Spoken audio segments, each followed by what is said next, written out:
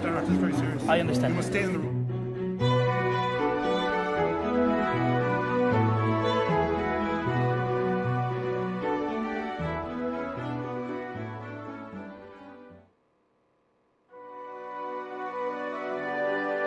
We're about to commence. We take your seats, please.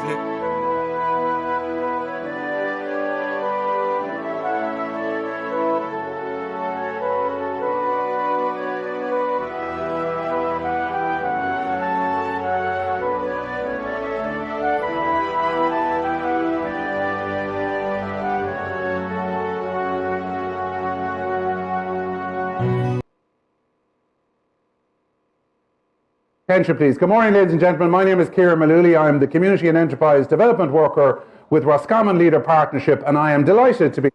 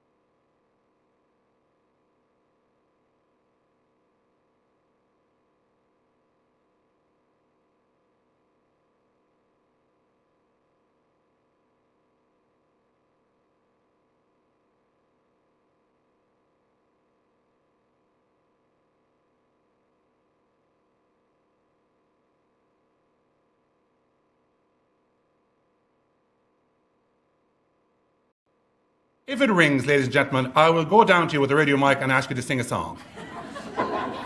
This normally works fairly well, but I had a singer at the last conference, and I'd be delighted to go down to see you as well if your phone actually rings and we all hear it today.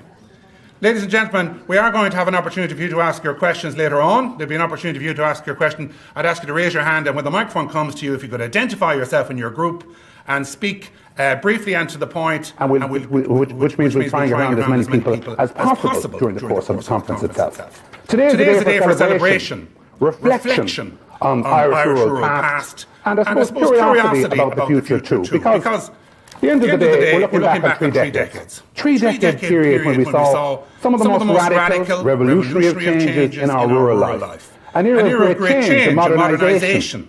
The introduction of new IT that transformed our lives. The development of new infrastructure that ensured some things will never be the same again. And in human terms, I suppose, our children said goodbye to things, didn't they? They said goodbye to mucky fields and schoolyards and chalk, and welcomed in an era of astro pitches, 3G and whiteboards. Remember them? We said goodbye to the traffic jams. Remember them?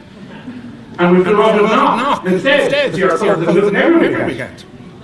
We changed our shirts and jerseys in solar-powered stars instead of push cabins and backseats to 400 vans inside the pitch. And we finally pushed that. You remember I had one on here. That monstrous Amstrad computer off under the desk, and we used our Apple or tablet instead to help debate with somebody not in the room but on the other side of the world. We stopped pushing button A and button B, and we focused instead on VoIP instead. And of course, even though Ross was changed to the better, we stood up and enjoyed ourselves a wee bit more, didn't we? We saw discos turn into nightclubs, and then back again. We put away the flask and the sandwiches on the side of the road. We ate more fast food from something called the Plaza. We turned to where? To water. We turned to where to water, didn't we? Or water to water instead of 10 loads of turf every year. We insulated ourselves from the winds of change and watched some turbines appear where occasionally we never thought there would be. And suddenly, 3 decades were gone. Some said the more things change, the more things stay the same. But today we celebrate the reign of Irish rural life with a look back and indeed a look forward to the future. Ladies and gentlemen, to open today's events, I'm delighted to introduce to you our first speaker this morning. Would you please welcome Seamus Boland, the Chief Executive of Irish Rural Link.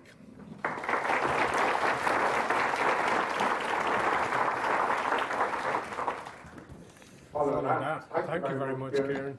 I'm so pleased that Kieran is here to open this conference. Kieran himself has played no small role in the development of rural stories, rural situations, rural realities, and he's, as he said, on the other side of the microphone, often had to, report on the sad, the joyful, and the happy. And covering the Midlands region, I know, he never ignored Irish Rural Link. He included us when we were saying something worthwhile, and sometimes we weren't saying something worthwhile, and he just ignored us as he should. But he's been a great friend of Irish Rural Link, and I'm so delighted that in his new career with Roscommon Partnership, he continues to follow what I think is love. And the love, in terms of all of us here, is effectively working and fighting for rural Ireland.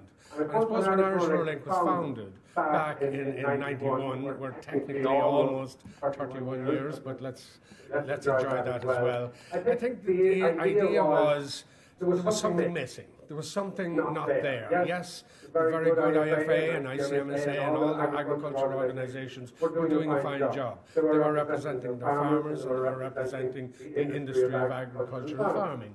But there was still something missing.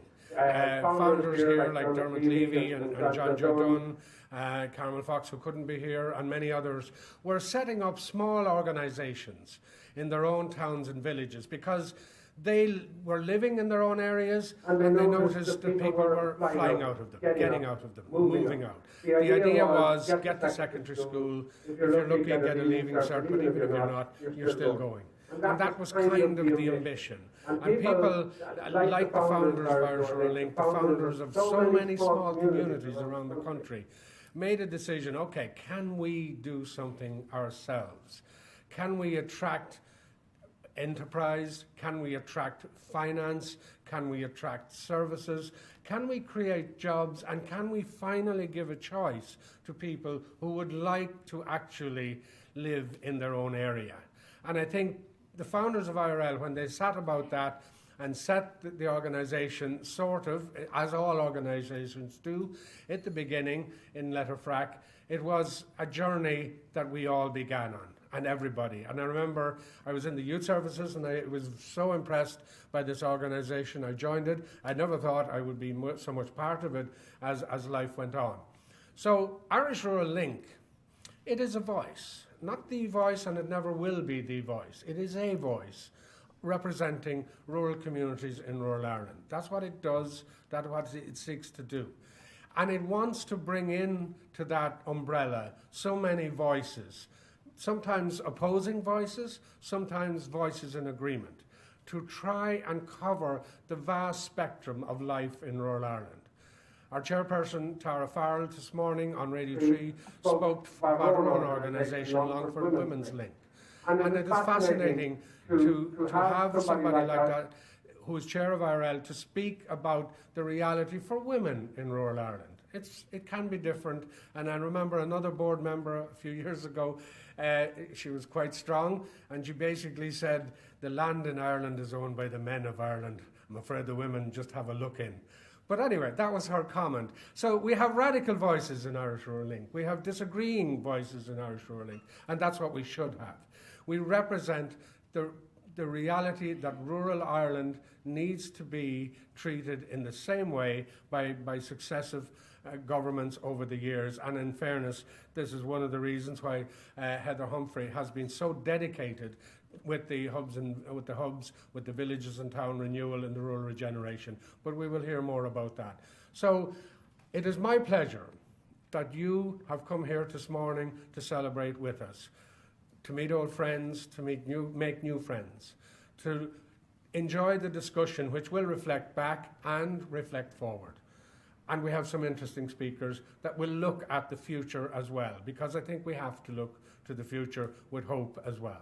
So, I understand there's going to be a video now giving a kind of a short resume of Irish Rural Link, and please enjoy, and then I will hand over to Kieran, who will introduce the Minister at that stage. Okay? So thank you for being here. Enjoy the conversations, enjoy each other's company, and get a few people to join us as well. Thank you.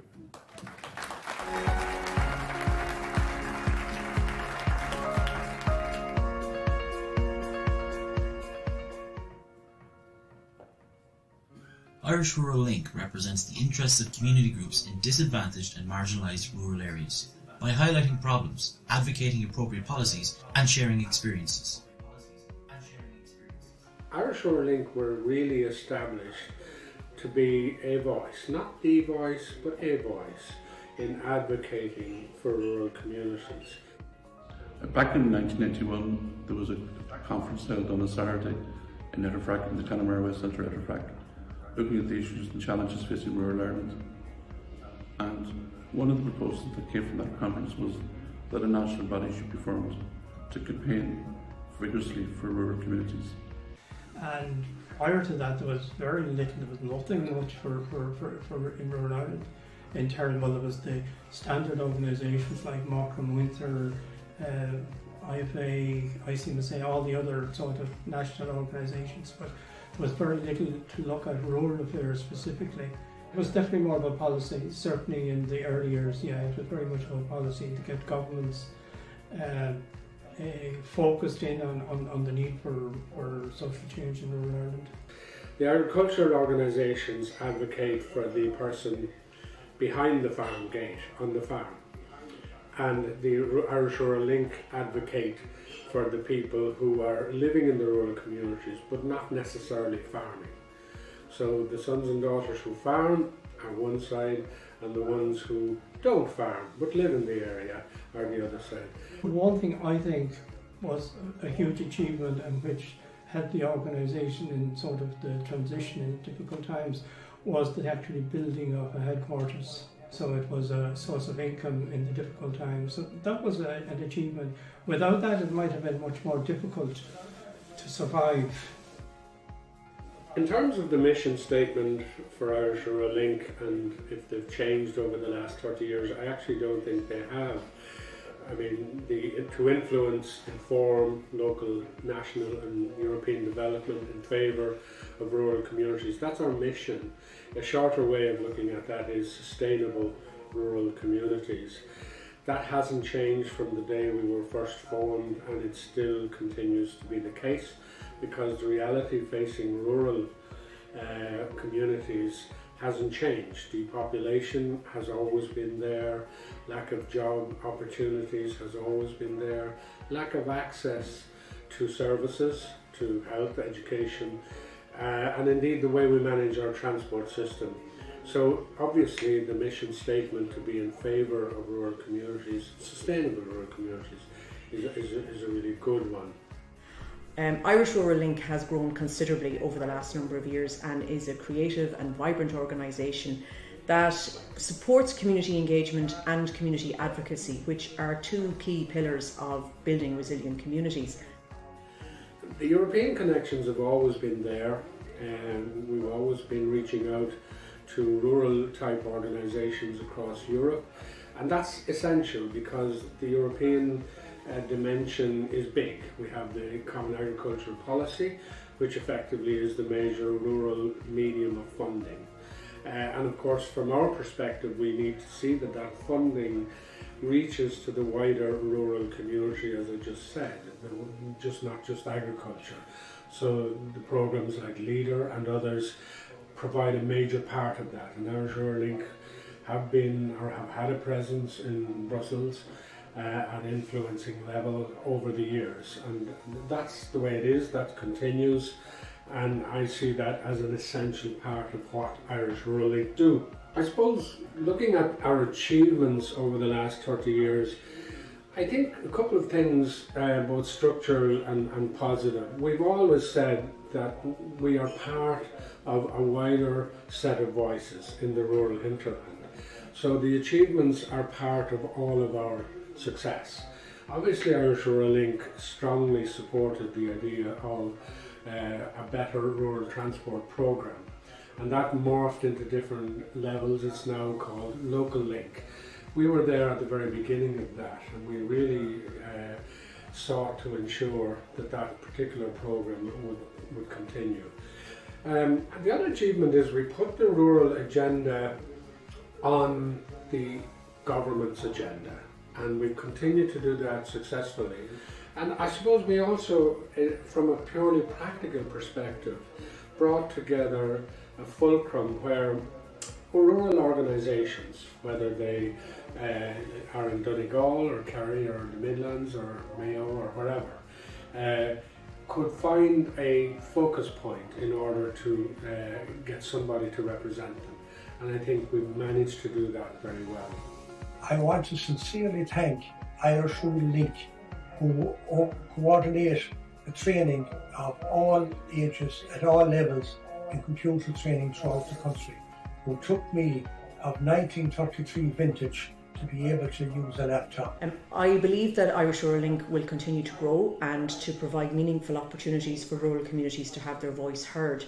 And we've seen the impact of the work carried out by Irish Rural Link during the pandemic, particularly the Community Champions Initiative, which was a vital resource for rural communities and really showed how rural communities pulled together and showed the resilience of people in supporting each other throughout the pandemic.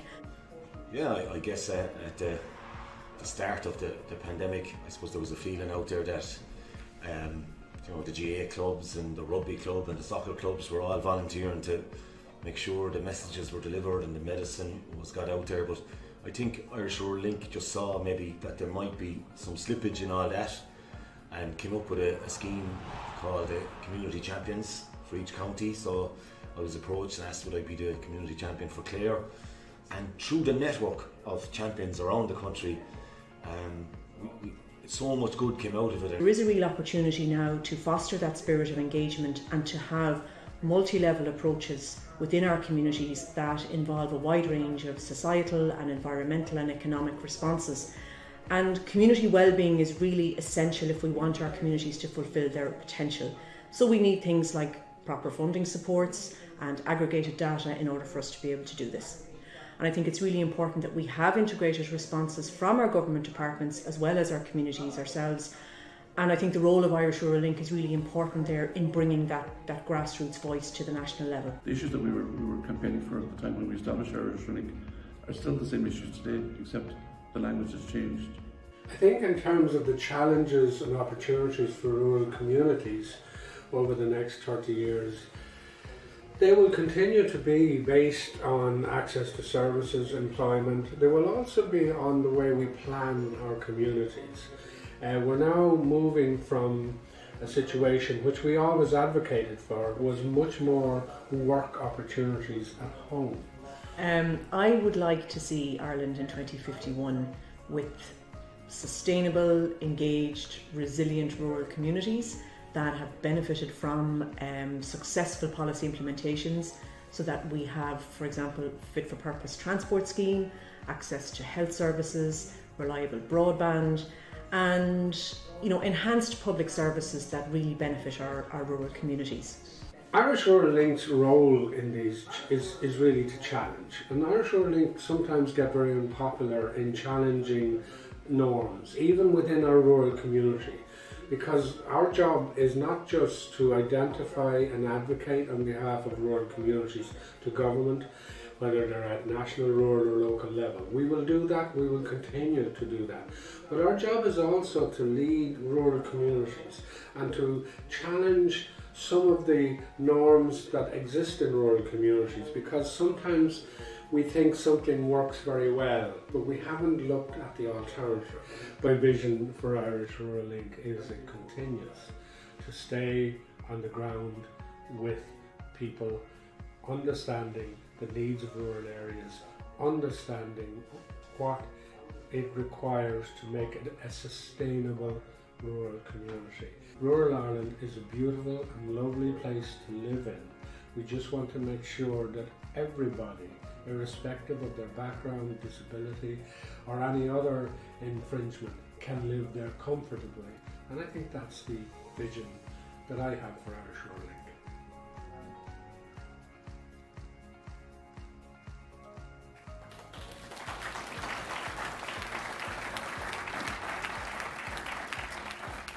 Ladies and gentlemen, our thanks to Seamus and Tara, and indeed all the contributors to that video, which I think gave us a marvellous insight into the role of Irish Rural Link over the last 30 years, and certainly teed us up nicely for our conference today in terms of looking at the issues going forward.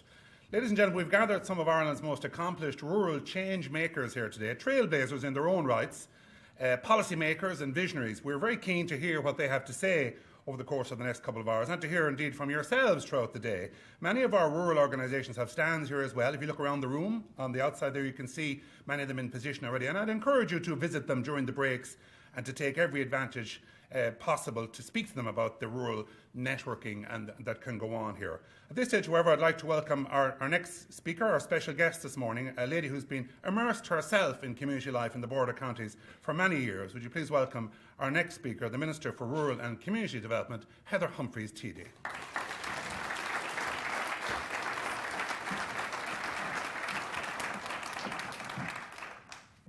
Thank you very much, and good morning everybody. And can I just say I'm absolutely delighted to be with you here today to celebrate, a little belatedly maybe, but 30 years since the establishment of Irish Rural Link. And I want to say thank you to Tara, thank you to Seamus, and to all the Irish Rural Link team for your kind invitation to open this conference. And can I just say that I'm also joined here this morning by the wonderful staff in the Department of Rural and Community Development, recently appointment Secretary General Mary Hurley, Assistant Secretary General Fintan O'Brien, and a former Assistant Secretary General who I worked with on many years, William Parnell. So William, delighted to see you back here this morning.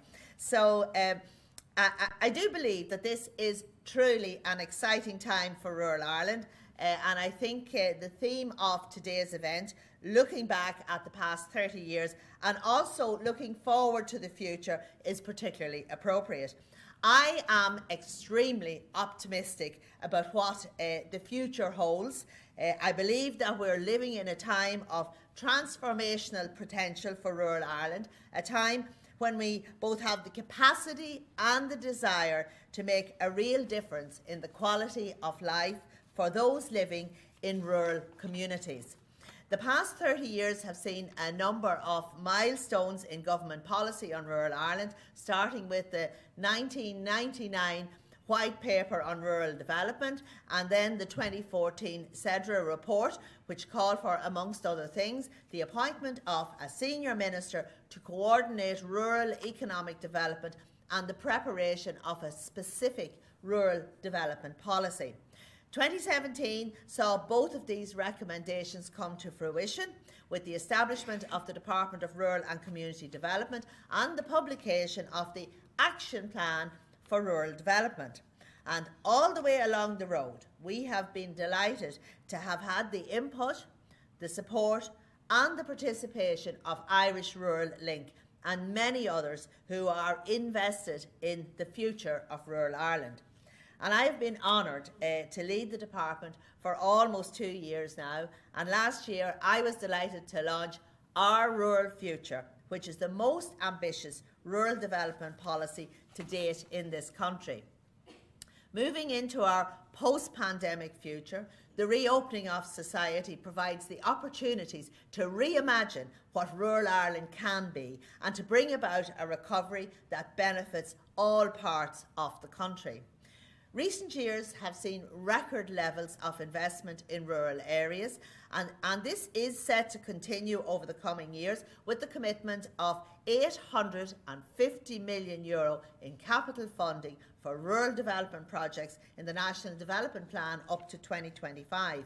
And of course, this is in addition to the funding already committed towards digital connectivity, rural mobility and other social and economic supports being developed and delivered across government. We are providing targeted investments in public services, supports aimed at revitalising our towns and villages, empowering our communities and funding to support the development of remote working infrastructure and indeed improved connectivity. Through the delivery of these and other measures outlined in Our Rural Future, we want to see more people living, working and raising their families in vibrant rural communities. And I'm pleased to say work is continuing apace on the implementation of the policy in 2022. We have published the new regional enterprise plans. New technological universities are being established in the west and the south east of the country, and a new €50 million fund to improve wastewater services in rural communities has recently been announced. We continue to grow and expand our national network of remote working hubs, connected hubs, and already over 230 hubs are on the network, and we are on course to meet our target of 400 hubs countrywide, which is well ahead of 2025. We have published a new Town Centre First policy, which is designed to tackle the scourge of dereliction in our rural towns and villages, and at a time when the housing need in this country has never been greater. We need to put a non-relenting focus on bringing vacant properties in our towns and villages back into use, because bringing people into our towns will revitalise them. I'm working with my colleague, Minister Darragh O'Brien, on the delivery of the Croí Cónaithe Fund, which will support and incentivise the refurbishment of properties in rural towns and villages for residential use. And separately, in my own department, I intend to announce details shortly of a new funding stream for the acquisition of vacant properties, such as former bank buildings, so that they can be taken into public ownership and converted for community use. Only last week I was in Kinnity in County Offaly to officially open the new Slieve Bloom mountain bike trail, and that's a €10 million investment supported by my department. Over 500 mountain bikers descended on that rural village over a weekend, and it has given a huge spin-off in terms of the local businesses in the area. And later this year I will launch Ireland's first ever National Outdoor Recreation Strategy that will place a huge focus on how we can utilise our natural amenities, our mountains, our lakes, our forests, to attract visitors to rural communities. And that strategy will help to exploit the huge untapped tourism potential of our inland counties in particular. Rural counties like Offaly, like Roscommon, like Monaghan, and indeed Longford, and I'm delighted that Senator Micheál Carrigy is here this morning as well. Inland counties like that, we don't have the dramatic coastlines and the beaches of the other high-profile tourism counties, but we have our own unique assets, and we need to tap into those as well. So work is underway on the major redevelopment of the National Famine Museum in Strokestown. Later this year, work will commence on the long-awaited restoration of the Ulster Canal in Monaghan, and the continued development of the Royal Canal Greenways opens up huge opportunities for counties like Westmeath and Longford. So those projects mean more footfall in rural towns and villages, and it means that the little coffee shop or the small business can open up and give them an opportunity. So I have visited every county since I became Minister for Rural and Community Development, and there really are brilliant, unique projects like these happening in communities all across the country. And in fact, I think I'm going to start now on my second tour of all the counties of Ireland. And when I finish a rural roadshow, as I call it, where I get to visit and get to meet communities, I get into the car and I go off and I say to myself, you know, I have a great job. I genuinely love every minute that I spend out there talking to people and getting the opportunity to say thank you to the volunteers, because what we're doing in government is helping you realise your vision for your community, because I know what they want in Ahabog and County Monaghan, but I might know what they need in Kinnity, or I might know what, I definitely won't know what they need in other locations. But you, the local people and the local communities, you will know what you need, and we are here to help you realise your ambition, and that is what it's about. But we also need to help people, and we need to shout it from the rooftops, our successes.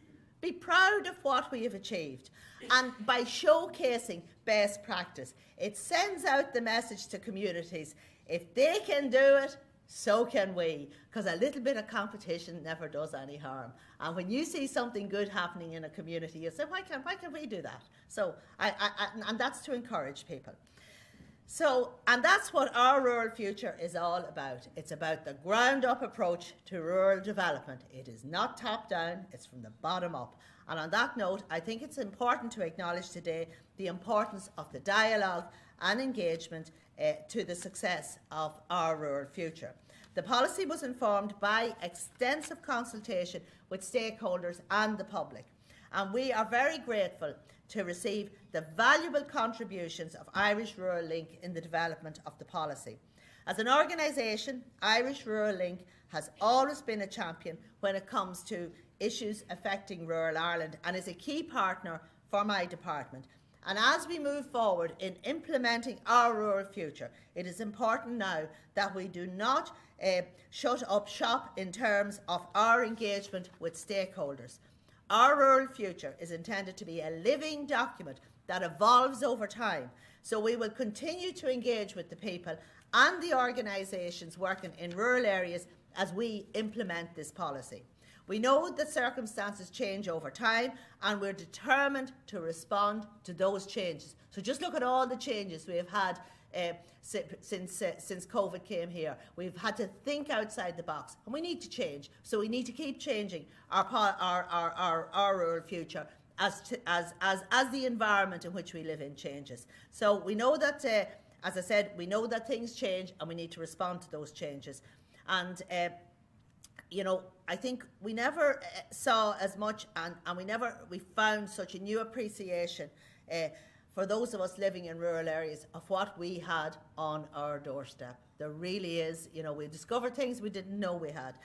So when we were restricted to the 5-kilometre travel, those of us who live in rural areas, we were fortunate to have the fields, the bogs, the forests and the walkways that some of us didn't know were there. So if you wanted to go for a nice walk, we could step out our front door in rural Ireland. People in the cities didn't have that, and I think it caused a lot to reflect on what really is important in life.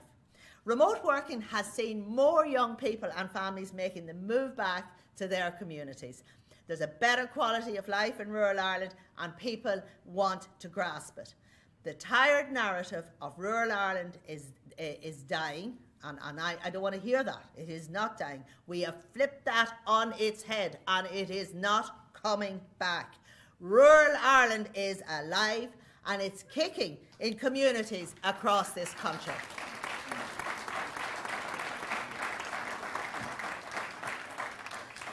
And yes, there are challenges and there always will be challenges, but it's by working together, listening and engaging through forums like this that we will overcome those challenges and make our rural communities stronger and vibrant places to live, work and raise a family. And when I think of rural communities, I think of the tiny towns, I think of the community council, I think of the Development Association and all those people that are working on the ground. And can I just say on behalf of government, thank you. And thank you to those that help to empower communities, that give them the advice they need and sit down and help them fill up those forms, because in government we could not do our work without all of you working to help us do and achieve what we want for rural Ireland. So with that, I want to thank you again for inviting me to open this event.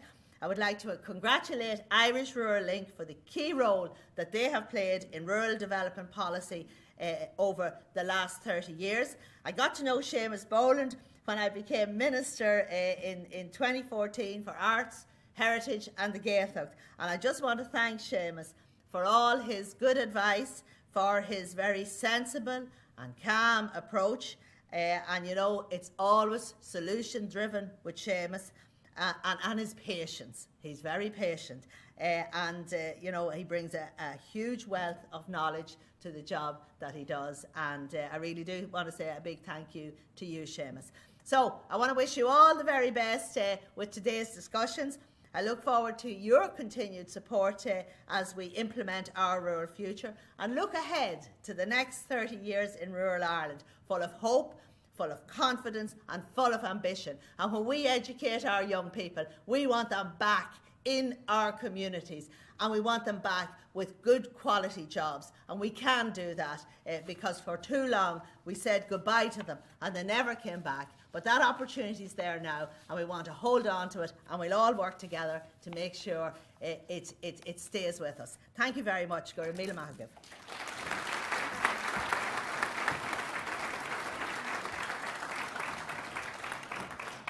Thank you very much, Minister, for your talk this morning, your fighting talk this morning, and giving the message and inspiration to all of the groups around the room here.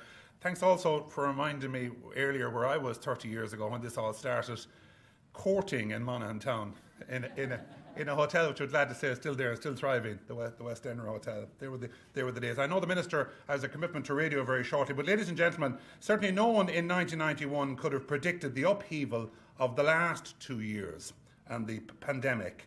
I know that Irish Rural Link is very proud of its community champion response at that time and wish to mark their efforts here today.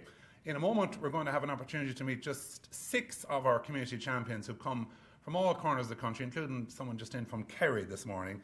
But before we meet them and make a little presentation to them, I'd like to call on Seamus to come forward again for a moment and just explain to you the nature of the terrific work carried out by the Community Champion Response Team.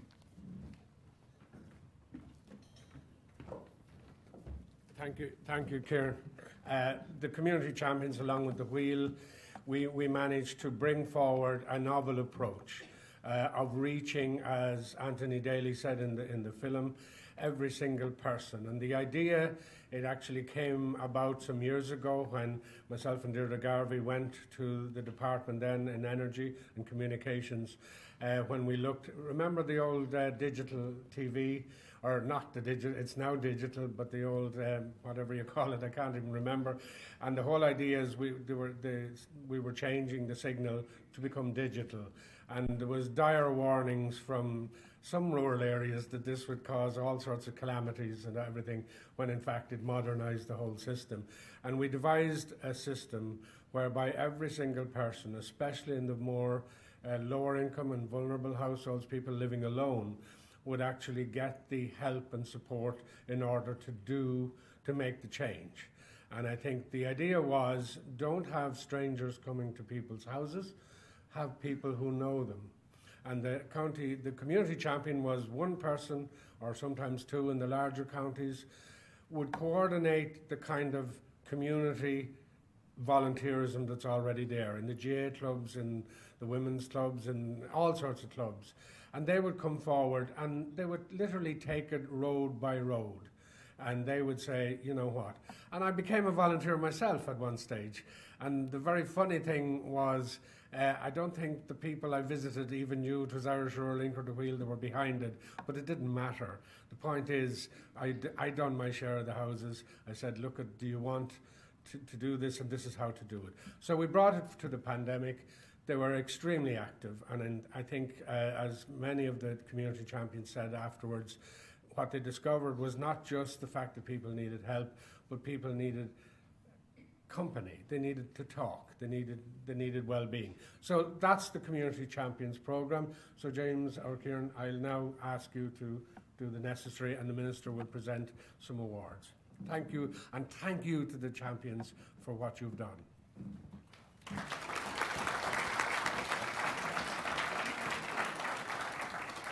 Yes, indeed, ladies and gentlemen, they were the unsung heroes who inspired people to do very special things, inspired, I suppose, ordinary people to do very extraordinary things during COVID, during that terrible period, and helped where it was needed. I'm delighted to welcome 6 of the champions to the stage today to receive a small token of appreciation. I'd like to call firstly on Steve Dolan from County Galway, our champion from County Galway.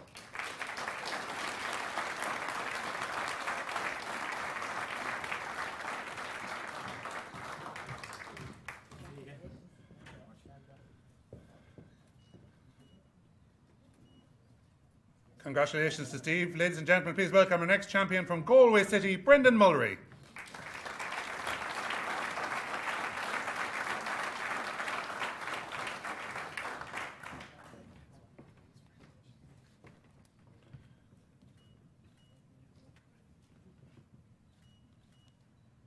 Congratulations to Brendan, ladies and gentlemen. I'm not sure whether he flew up or whether he drove. Would you please welcome, all the way from County Kerry, our champion Dave Fitzgibbon.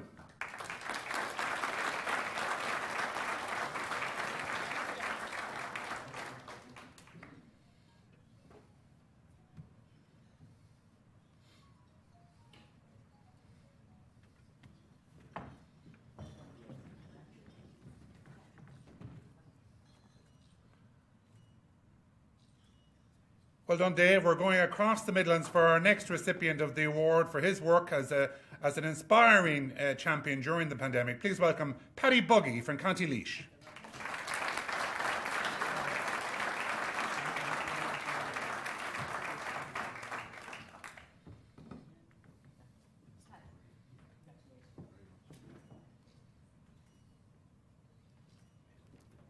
Well done, Paddy. Congratulations to you. And ladies and gentlemen, inspiring the team in Cavan throughout the pandemic, please welcome Vanessa Clark, our champion for County Cavan.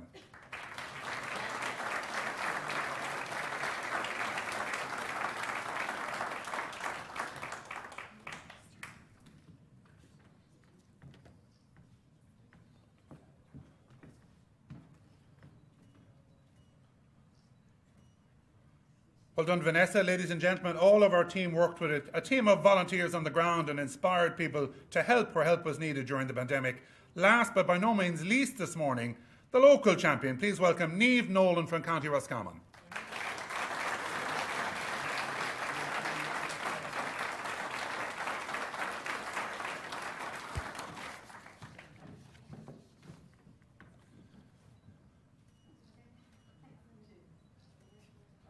Well done, Niamh, and indeed, ladies and gentlemen, put your hands together for our champions.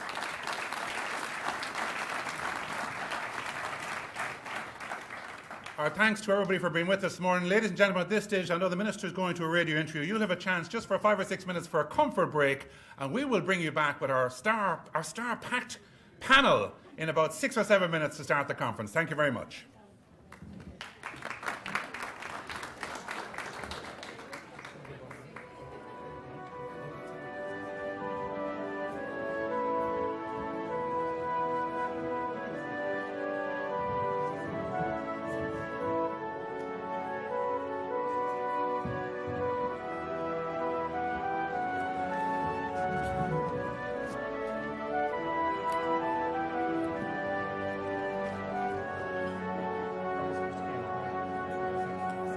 Yeah, exactly.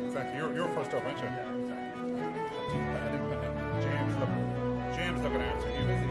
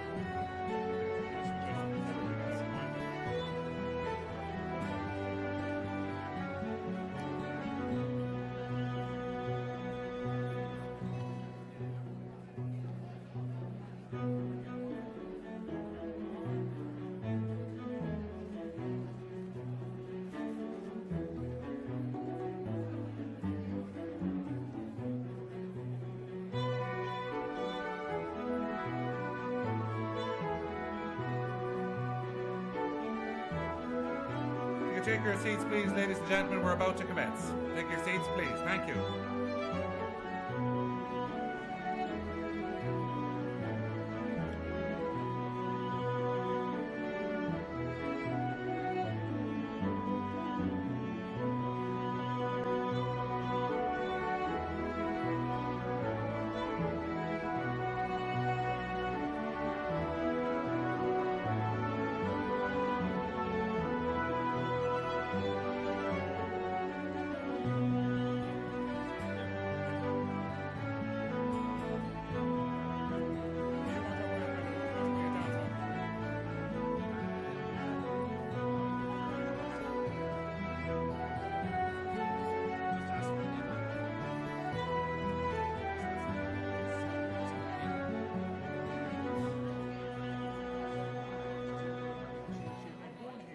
Because the panel are going to respond, they'll have to have something for the PA system as well. Yeah.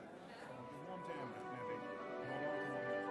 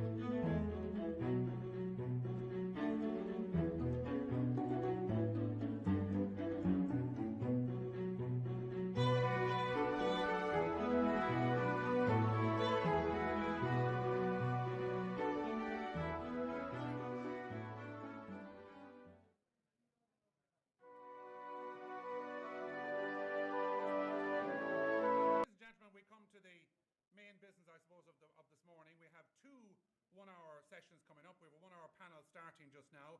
And in this forthcoming 60 minutes or so, we're looking at how rural Ireland has changed over the past 30 years, the challenges met, and the lessons to be learned. A couple of lessons for you around the room. As I said at the beginning, please ensure your mobile phones are off. If they ring, you'll be coming to the stage to sing a song, I guarantee you. Secondly, as I say, if you could, when you get an opportunity, there will be an opportunity to ask a question. If you identify yourself, your name and your organisation, you'll have one question and hand on the microphone. We'll get as many in as possible when we get there. But first, let me introduce our panel, ladies and gentlemen. In a few moments, we're going to hear from our guest speaker in the first section. But before that, I want to introduce the panel on the stage. You know already Seamus Boland on my extreme left, on your right, as you look to the stage. Seamus Boland from Irish Rural Link, down all the days, deeply involved in the organisation and its progress and steering it all those years. Beside Seamus Moran, of course, Pat McDonough, no stranger to you either, from Kiltulla in County Galway, Managing Director of the Supermax Group. And next to Pat this morning, Mairead Lavery, a face and a voice you know as well for over 20 years of experience as a journalist and editor with the Irish Farmers Journal, and involved in so many events and organisations down through the years. You know her particularly well, I'm sure. And next, of course, is Tara Farrell here from Irish Rural Link. You've heard Tara already on tape this morning on video, and you know her contribution, which is so central to the progress of this organisation. But ladies and gentlemen, to tee it up, I suppose, and to start our debate in the last 30 years, I want to introduce you to our first speaker this morning, who will have a few more minutes than the rest of our panel to give you a little flashback. Rural change since 1991, it says on your PowerPoint. Conor Skehan is a lecturer at DIT School of Spatial Planning and Transport Engineering, a chartered architect, impact assessor, landscape architect, planner, former head of DIT's Department of Environment and Planning, and of course, former Director of Bord na Móna, former Chairman of the Peatlands Council. He'll be known to you from his profile in the media, but his profile in rural development and development in general. He's going to speak to you firstly, and then we'll hear from our panel. Would you please welcome Conor Skehan.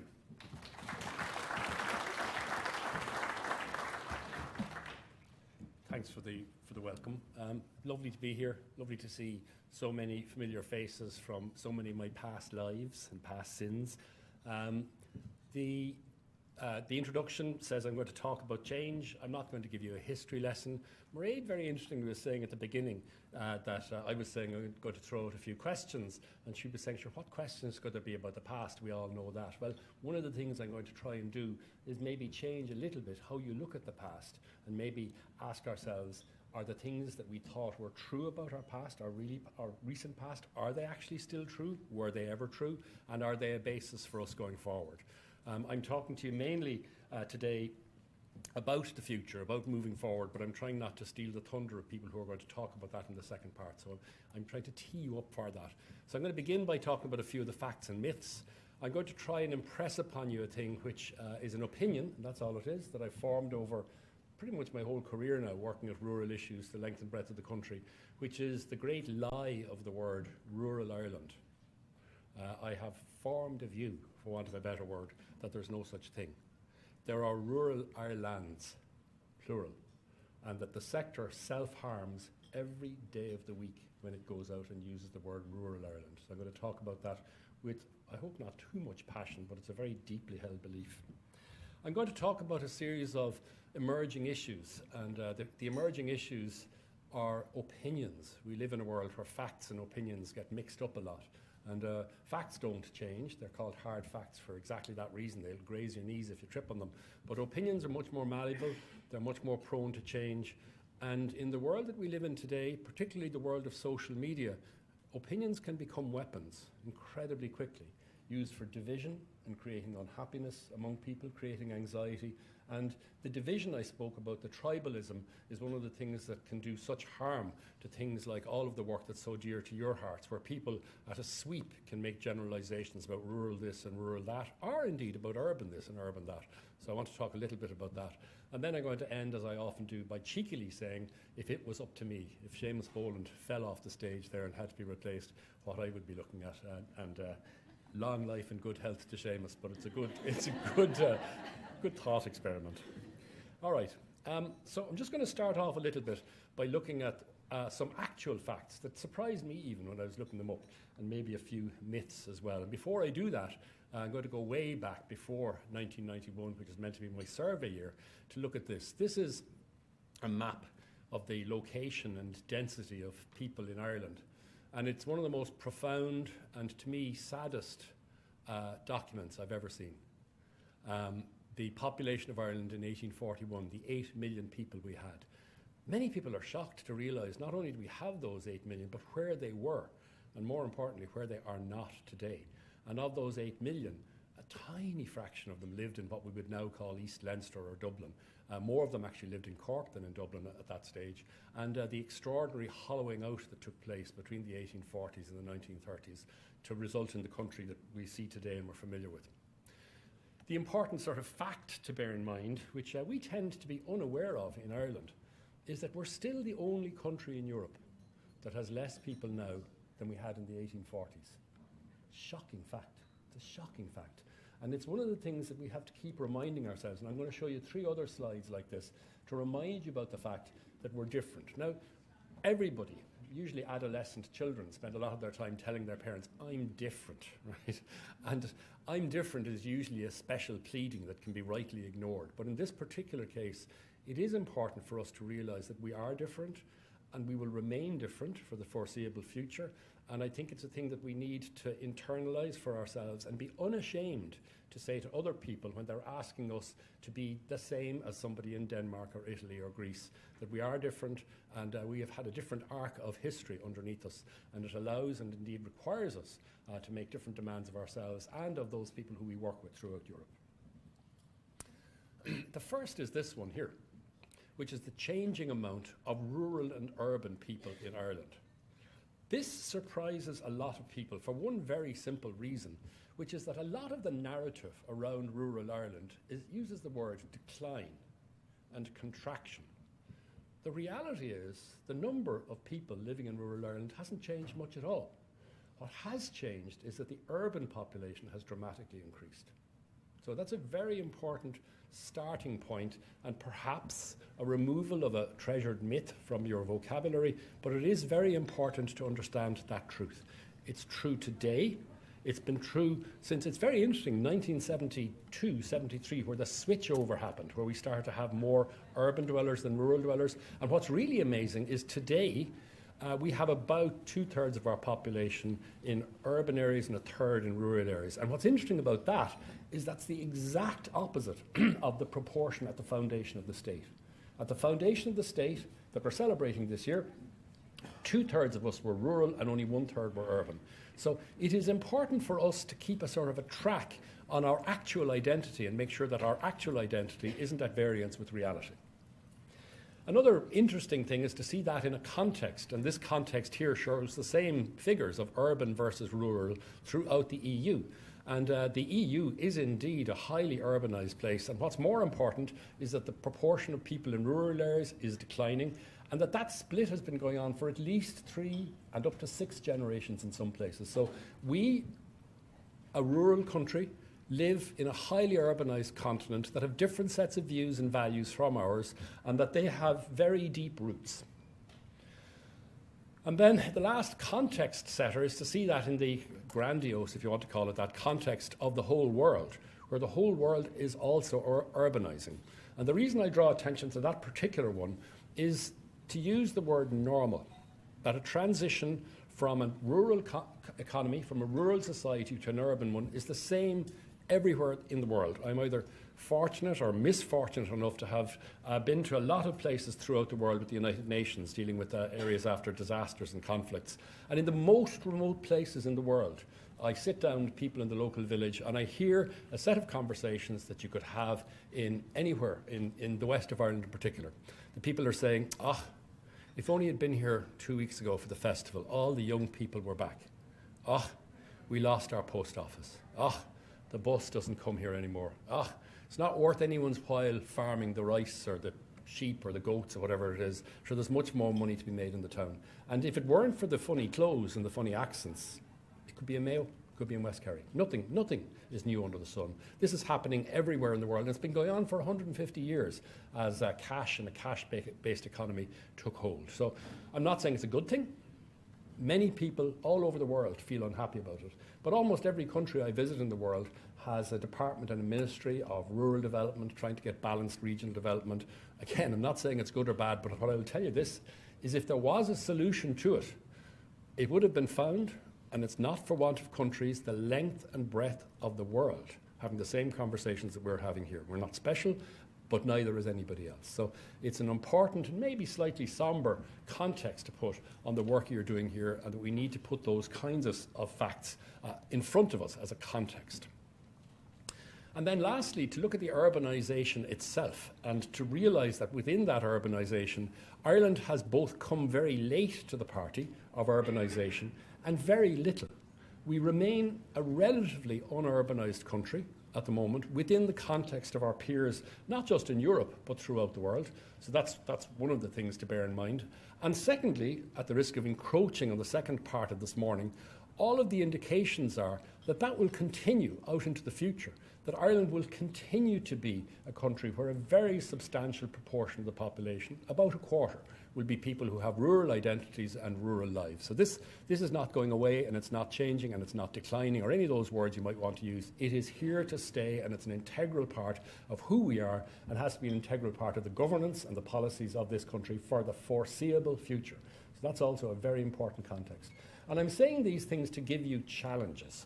And the challenges are, if we're going to still be in this room in 25 years' time, hopefully to God we'll be different people in the room, but they will have very different demands and very different questions. And what we're really here today about is that this particular occasion occurs on a kind of a tipping point between a period when Seamus and his colleagues embarked on something during a period of great economic challenge and great neglect of rural areas, and in my opinion that period of neglect has firmly ended and we're on a different trajectory now, and we need to have different challenges for ourselves. And in my opinion those challenges are going to be about defining and articulating success.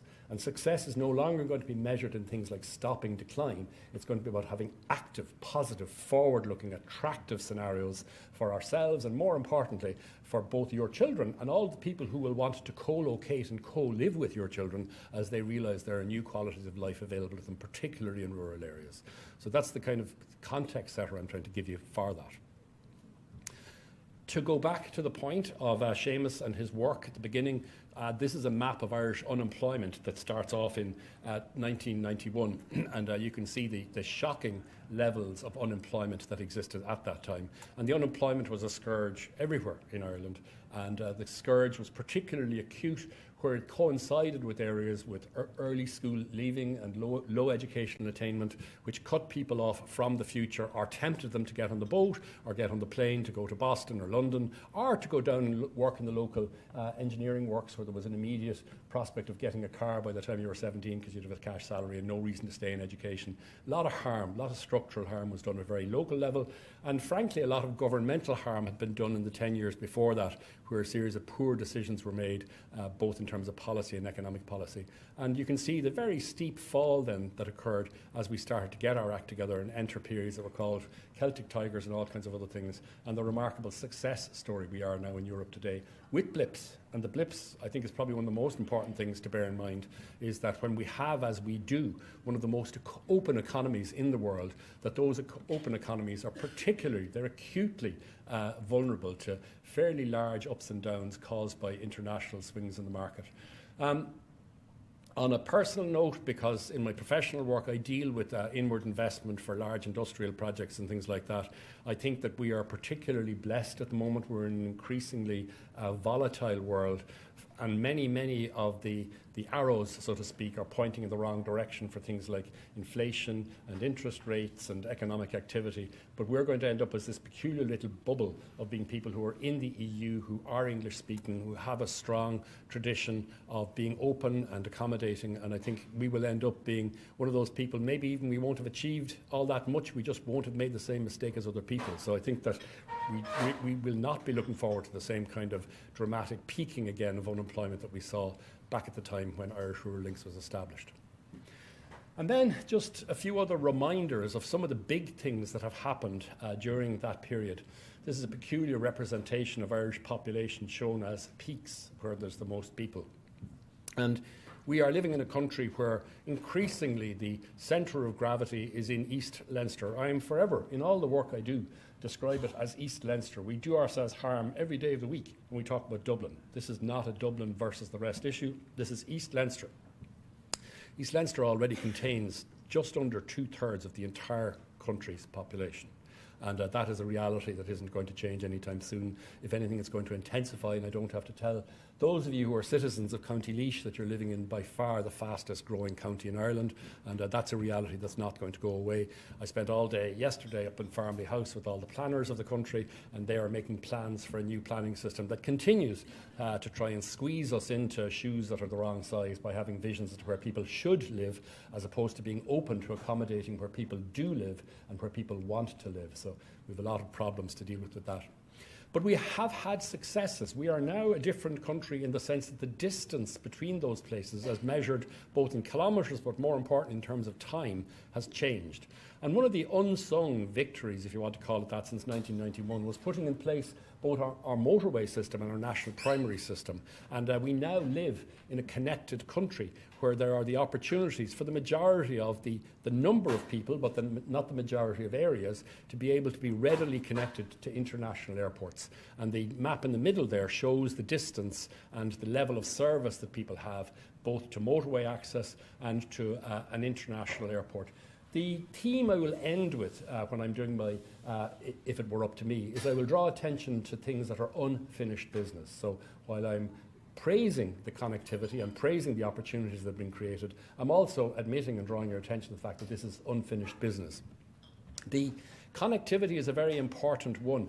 When I take my students on their rural planning seminar, we go away for a week, and recently we had to finish just outside Ennis, and one of the students pretty inconsiderately announced that she had to be in Dublin Airport for a particular flight, which she hadn't told any of us about. And from the outskirts of Ennis to the entrance to Dublin Airport, we met a single traffic light. One traffic light. That was pretty impressive. Driver turned south, went under the tunnel and came back up. And we're living in an extraordinary country now where those kinds of things that were huge half-day trips are now 2 hours. So the 2-hour rule for where most of us can get to most of the time are one of the most important things in terms of access to equality of opportunity. Not complete equality, but equality of opportunity.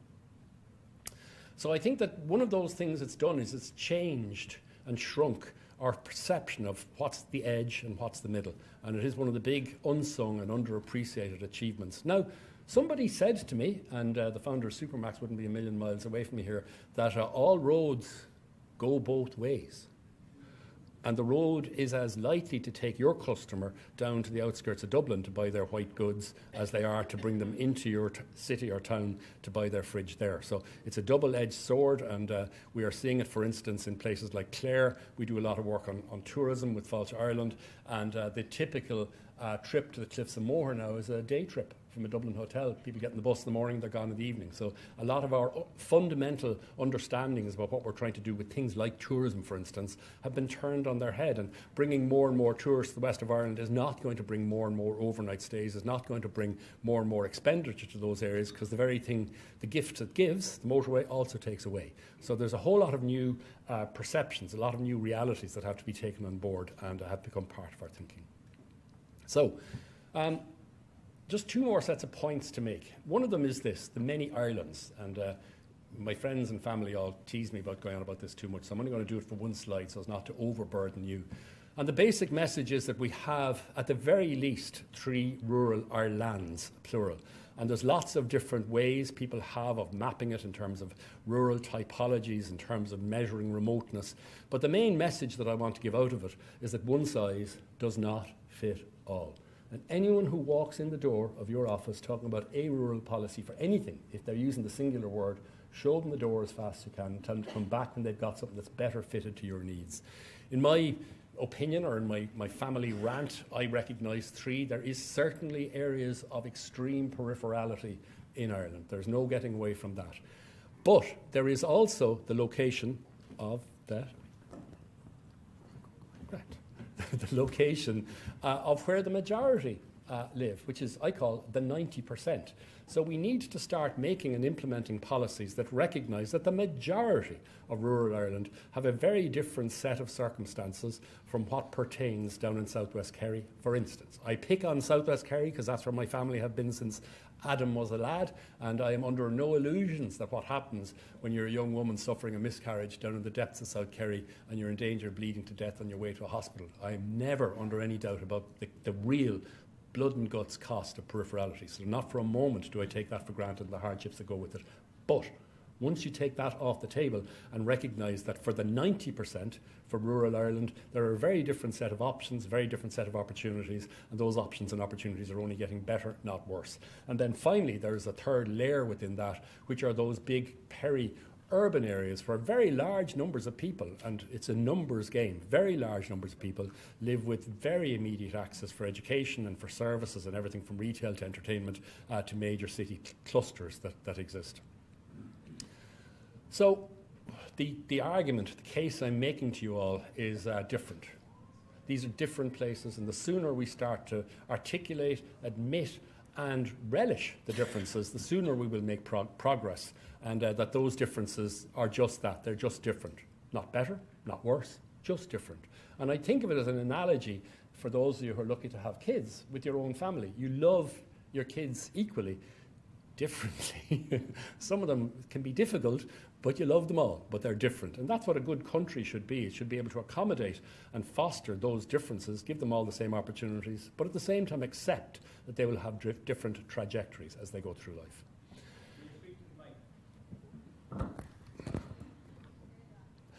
And then in the last one, just to look at the fact that we are dealing with a world where As I said at the beginning, a world of opinions, and in that world of opinions, opinions that are held by people who neither live in, live off, or live beside the land that you all own, work in, have been born in and grown up in, these people increasingly have strongly held opinions about how your world, how your land should be conducted. I neither have the time nor the inclination, frankly, or as a cruel friend of mine said, nor do I have the crayons, to explain the naivete of some of these opinions, but they are realities that impinge on every one of your lives every day of the week. So these are opinions about the priority that should be given to all of these different issues. And I speak with the scars on my back and many friends I made in this room during that period as chairman of the Peatlands Council, where I travelled the length and breadth of the Irish Midlands, meeting community after community after community who were suffering under the lash of ecological legislation and implementation that had not been properly thought out by the people who were given the job of caring for these really important groups of highly responsible people who found themselves criminalised. And they're the words that were used by the High Court judge that I got to examine the issue. They were criminalised through no fault of their own. So those kinds of issues, we've got to wake up to the very great harm, the very great changes that can be brought about by the opinions of people who don't have the responsibility with living with the consequences of them. All of you, and I say it every day of the week in terms of my work providing planning advice to people, water protection is the next thing. The River Basin Management Plan and water protection legislation is going to put the Habitats Directive into the halfpenny place as a constrainer on development in rural areas and rural lives. And you all have to wake up to it. You all have to participate in it. You all have got to make sure that people are not making plans for your areas that you have not been part of. They're difficult, they're technical, it's long and drawn out, but you must participate. You must actively go and seek out people who are making river basin management plans for your area, for your parish, and participate and be heard in that. Everybody is advocating the extraordinary success of the new residents in many rural areas, particularly in peripheral areas as a result of COVID, where people have made decisions to work from home, and that allows them to work in and populate new areas. It's a wonderful thing pro tem. It's a wonderful thing at the moment. But I've seen too often in too many parts of the country the underestimation of the fact that these new residents will have new demands, new energies, and will have new value systems. And I warn people in my development work that if you want to see trouble, show me your newest, nearest neighbour. And I foresee a great volatility happening as new sets of demands and new expectations fan out across many parts of rural Ireland, and complacent county managers and complacent county planners and complacent environmental protection officers the length and breadth of the country are about to get a rude awakening with the type of people who are going to start emailing them and knocking on their doors. We see the other more specific ones of things like wind energy and the extraordinary either opportunities or conflicts it can create in a local area, and they're driven by opinions as to what should or shouldn't be the right thing to do, and as to whether the character of people who either support or oppose those things are deemed to be moral or otherwise. And then finally, all of this takes place in the extraordinary cauldron of social media and the way that social media drives and can sometimes animate and sometimes poison debates that might otherwise have taken place face-to-face in a healthier way. So we have this challenge that every place, there is only one place, but increasingly those places are felt to be owned and controlled by many people who neither live there and live off it, nor take responsibility for their decisions. And this is one of the things that we're going to have to find a way to become more articulate about and, if necessary, push back against. And then finally, just very briefly, to remind all of us that progress is being made. I mean, I picked up this document and read it and found myself almost amazed on every page at the right-headedness of it, of the comprehensiveness of it, of the sensibleness of identifying what the real areas were, of the fact that it appears to be a document that was built on listening and experience and realism. So I'm just saying, as from an external point of view, I can't commend enough the current suite of government policies that we're moving forward with. There are, and always will be, unfinished business of things that we need to do. And my list, for what it's worth, and I'm finishing with this slide, is just to do these things that I've asked you already, which is to define the different rurals and to have clear, accurate, realistic policies and implementation plans for the different types of rural Ireland that we have. I think we need to have very clear models for each of those as to what we mean by rural services and an integrated delivery of rural services by the full suite of government agencies, but that extraordinary need for high coordination that only exists in rural areas, be they peripheral or central, that has got to be recognised. And then you can see me beginning to differentiate out into what I would regard as the peripherals and the working countrysides. In a lot of my work, I do plans for counties. I do landscape character assessments, county development plans. And one of the most useful things I have found to do is to take the countryside and break it brutally into those two simplistic combinations, a heritage countryside and a working countryside. And a working countryside is where there's an assumption that people are going to live their lives, build their houses, develop their enterprises, keep their cattle, grow forests, do things we've never thought about before, and that's what they are for. Purposeful planning, that's what they are for. And then there are certainly places that are heritage countryside, and they're not just ours, they're the heritage of all of Europe. And there's different sets of issues taking place there, not necessarily meaning that things can't happen there, but what does happen there happens more carefully and sometimes happens more slowly. And as I say, I'm just passing that tool, that knife onto you that I've found very useful in cutting the Occam's razor for rural development of heritage countrysides and our working countrysides. And of the points within those two types of countrysides, the integration, I can't speak enough about the importance of doing it. As I said, my family down southwest Kerry, places where there's extraordinary poverty and extraordinary exclusion, and the importance of making sure that every single solitary euro and every single hour of public service money and time is expended to get the maximum impact for those people who need it most. And also in those areas where ageing is a big issue, rather than being in denial about the ageing, to work with the ageing, to work with, in some cases, population losses, and instead of going out every day to face defeat by seeing it continue to happen, to anticipate it and work with it and make for planned transitions in those areas.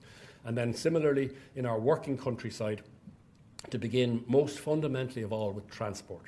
That transport is even more important than housing as a fundamental right, rural transport, and that massive amounts of money and attention and time have got to go into this issue. We've begun with our rural links, certainly, but so much work to still do on that. When I came back to Ireland in 1981, I was asked to address the National Housing Conference, all the planners and architects and developers in Ireland, and at the National Housing Conference I was given the title, and it was called The Village as an Alternative to Urban Sprawl. And I was supposed to stand up and say people were very silly not to live in villages, that they were a wonderful alternative. They were not, and still are not, because we have not made the kinds of investments, the types of commitments to those villages that are necessary for them to become not just viable, but attractive alternatives to living elsewhere. So there's too much talking about how people should nucleate without making any allowance at all for spending to make sure they're a place that people want to nucleate towards. And all of that leads us to the final point of having purposeful planning for a working countryside. We still regard a new house or a new quarry or a new power line or a new wind farm in the country as being an unnatural thing. If a planner sees it as a failure, where in the name of God are you going to put a quarry except in the countryside? It's a completely normal part of the countryside. Where else is a motorway or a power line going to go except through the countryside? It's where they belong. And we need to start making plans where the majority of the county is not the white lands where anything goes, but they're places that are for particular purposes, including areas that are for rural living. That's what they're for. That's what their purpose is. And unless and until we start to take those kinds of steps, we're not going to go anywhere. Sin Bhfuil, Cordia Gael, and sorry for the microphone issue.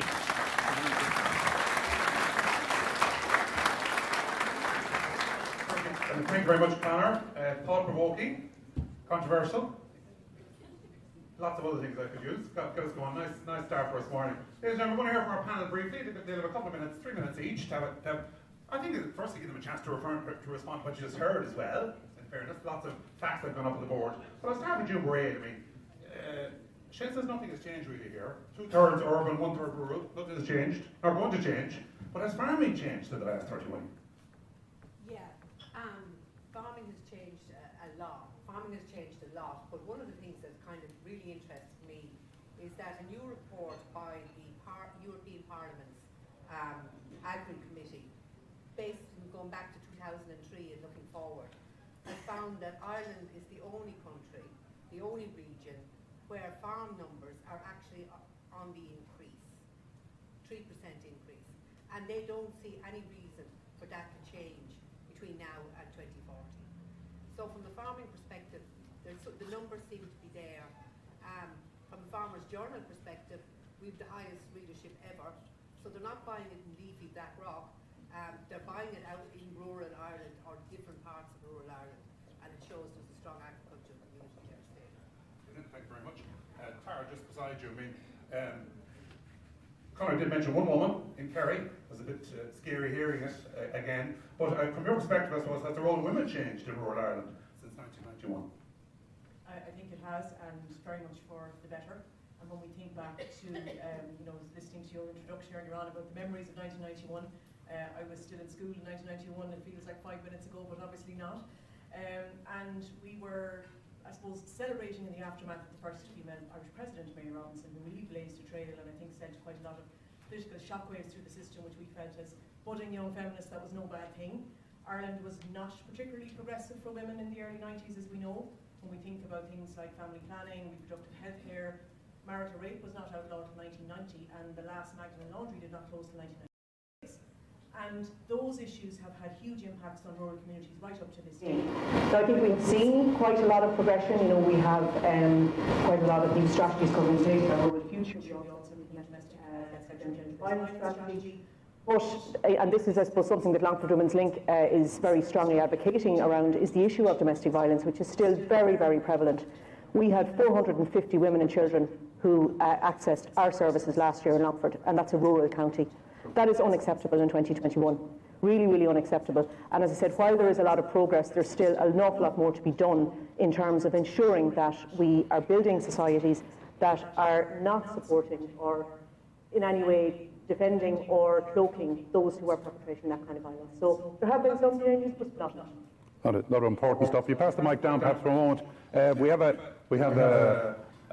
road goes both ways. That's what Conor said. The road goes both ways. Pat McDonough, apart from your obvious business connections, what are your thoughts about the last 30 years in terms of rural enterprise lessons? What are the lessons we've learned or maybe haven't learned over 30 years? Well, I suppose really the last 2 years has brought out so much change that it has dwarfed nearly the previous 28 years. And I saw in a report done by Sherry Fitzgerald earlier this week, it says the residential property report published by Sherry Fitzgerald backs up the theory with research that finds that the demand for housing in rural counties increased in the first quarter of this year by double digits, while supply had. Now, I think, the National Planning Framework, which decides what happens in planning throughout the country, and it's especially important now because all counties have to have their planning or their future planning time decided by, I think, it's January of next year. Now, they're guided by the National Planning Framework legislation. And I'd say the lessons we've learned over the last 2 years should demand that we change, because they have kind of, in their plans, have not provided for rural housing the same as it needs to be. A lot of us, things changed during the pandemic. A lot of us had different ideas, different thoughts, different ways of life, work-life balance changed. Some people got consumed by the pandemic. But one of the big things is people working from home realize what they are missing in not living in areas where they could have better local environment, better community spirit, and that has to be provided for. And as I say, I live in a rural area. The community spirit is fantastic, whether it's through GEA, local clubs, or whatever. And that has to be provided for. People don't want to live in bigger cities anymore. If they can commute to once or twice a week, because things are never going to be the same again. I was talking to someone who worked in one of the big Facebooks or Google, I'm not quite sure which, yesterday. And he said he went back to the office for the first time in 3 months on last Friday. And he said it was eerie. There were so few people in there. So there's going to be lots of big buildings left in Dublin, unoccupied.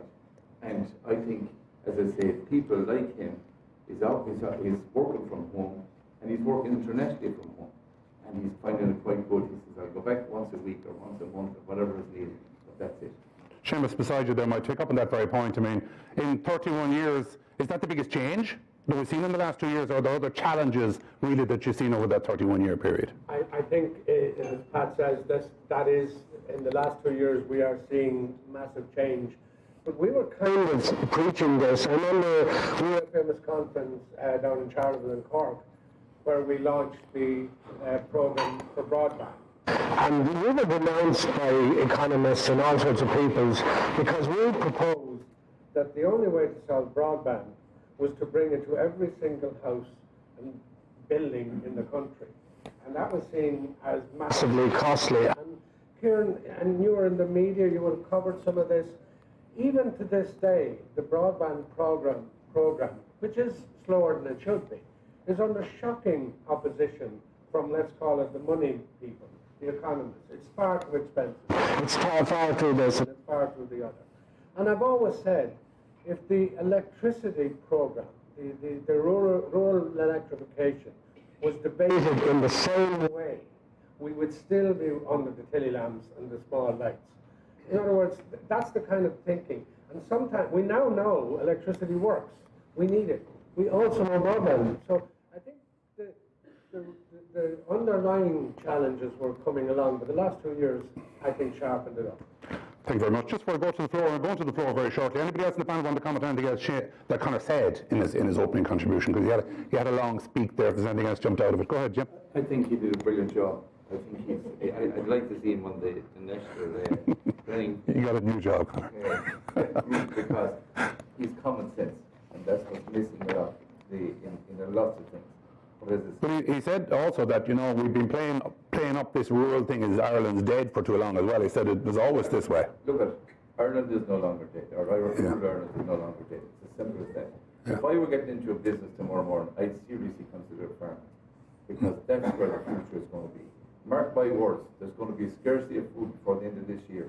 The prices are going to go through the roof, and, you know, that's the business to be in. Get the land. Go and get the land. Okay, let's hear from the floor. Get an opportunity, if we can, to pick up a couple of your questions. You've had to listen now for at least an hour, so this is your chance. So if you can identify yourself, your name and your organisation, and just one question, and we get around. I'll try and take 4 or 5, and then go back to the panel. Okay? First beginner. I have to write these down. John Murphy, small dairy farmer. My farm is in the Bright project, and I work for Farmers Safety. I would just like to thank Conor Skehan.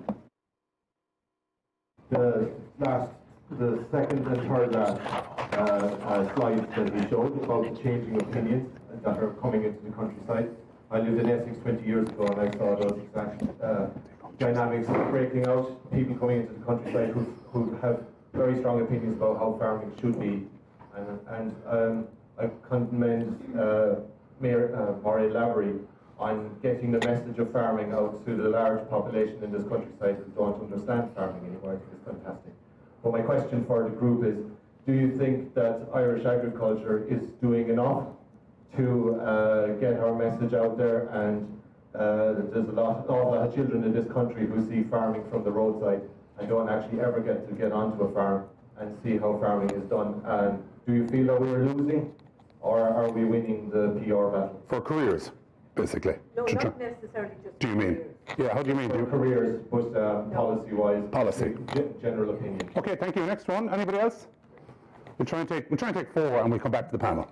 Tom Lavin, living in Sligo, very involved in the GEA and other things like that, in a very rural, isolated area.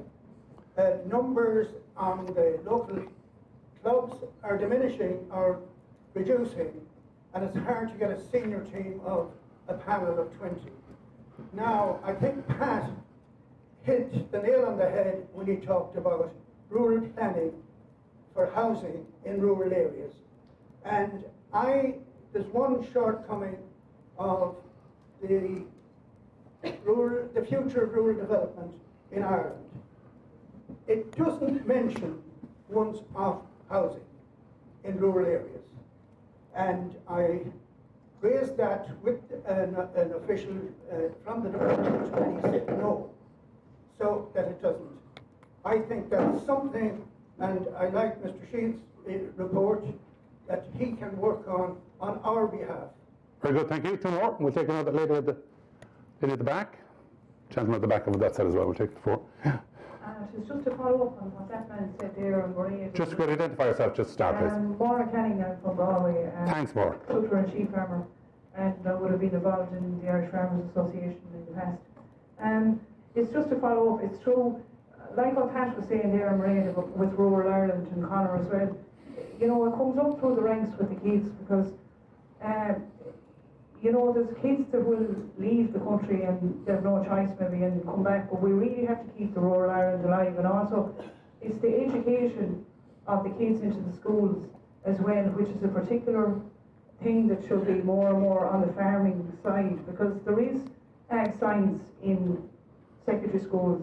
There is Agri-Aware do a great job, or try to do a great job, but when you ask national schools, did they open the brief that they sent in?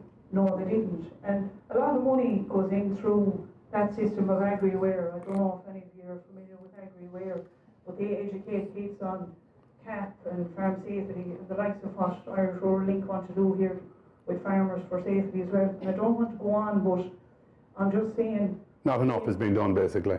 The education is to highlight it more, because when you take, for instance, and I'll give you one example, we had hens at home, and needless to say, the fox came and took them all. So did we, by the way. I remember it well. The trauma of my mother. I'm going. This is only a couple of years ago. Of course, again. He came and took them the one night, but that's not the story. The story is we had a bunch of kids in that came to buy Hurleys. That's probably 5-6 years ago. And when the hens were running around the yard, they might have 8 eggs at home, but they actually didn't know what hens were. From school that was in Galway.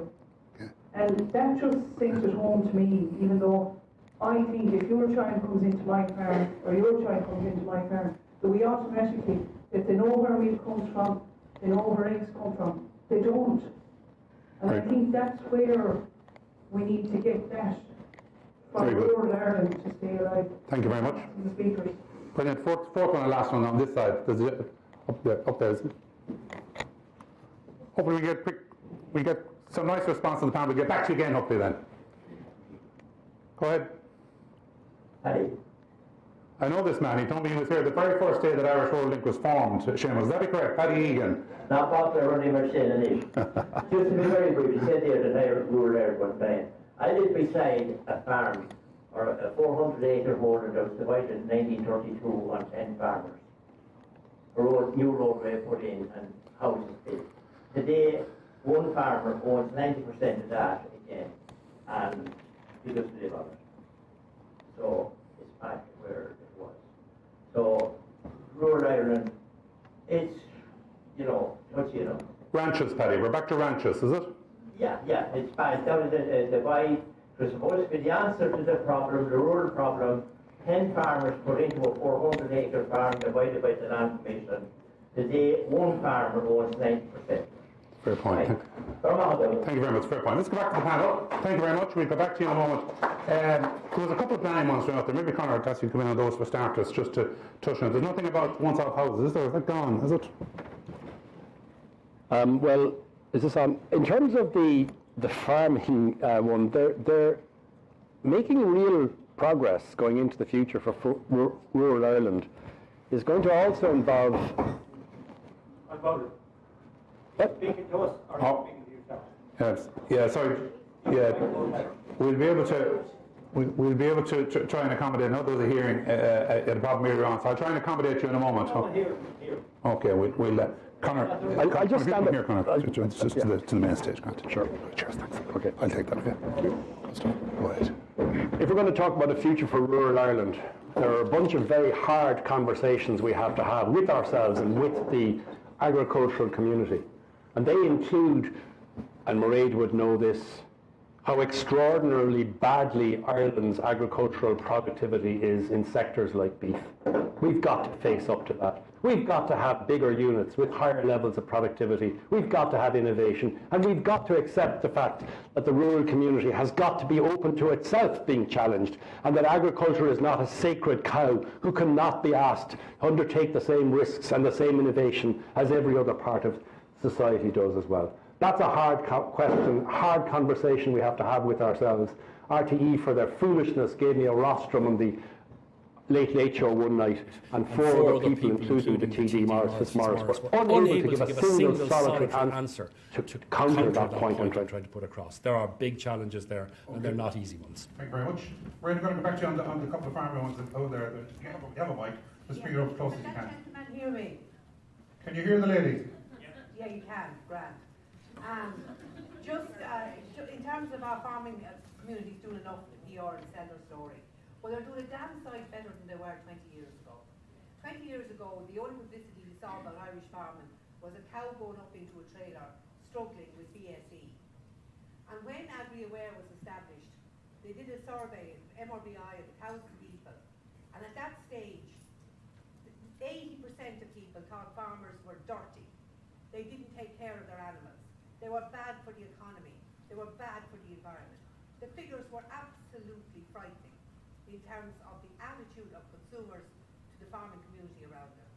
And I'm firmly of the view that if you don't have a benign attitude or a benign reaction from the people you serve, from the people you sell your food to, then you're going to live in a very malign environment when it comes to government and government policy.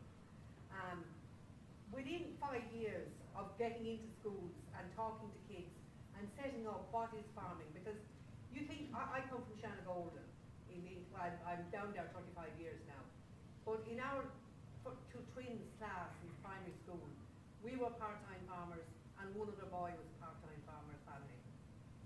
7 years later, when it was the youngest fella, it was the very same figures. So most of the kids had never been on a farm in their lives, they didn't know anything about it. Now AgriAware has done an absolutely fine job there and continues to do it, and it's under the surface. And 10 years, well no actually it was 5 years after that initial survey, when the same question was asked again of 1,000 people, the answers were totally inverted. 80% approval rating for the way farmers looked after the environment. They looked after their animals. And that approval rating has maintained. And incredibly, through the Celtic Tiger, the rating of agriculture as being important to the Irish economy stayed really high, in the high 70s.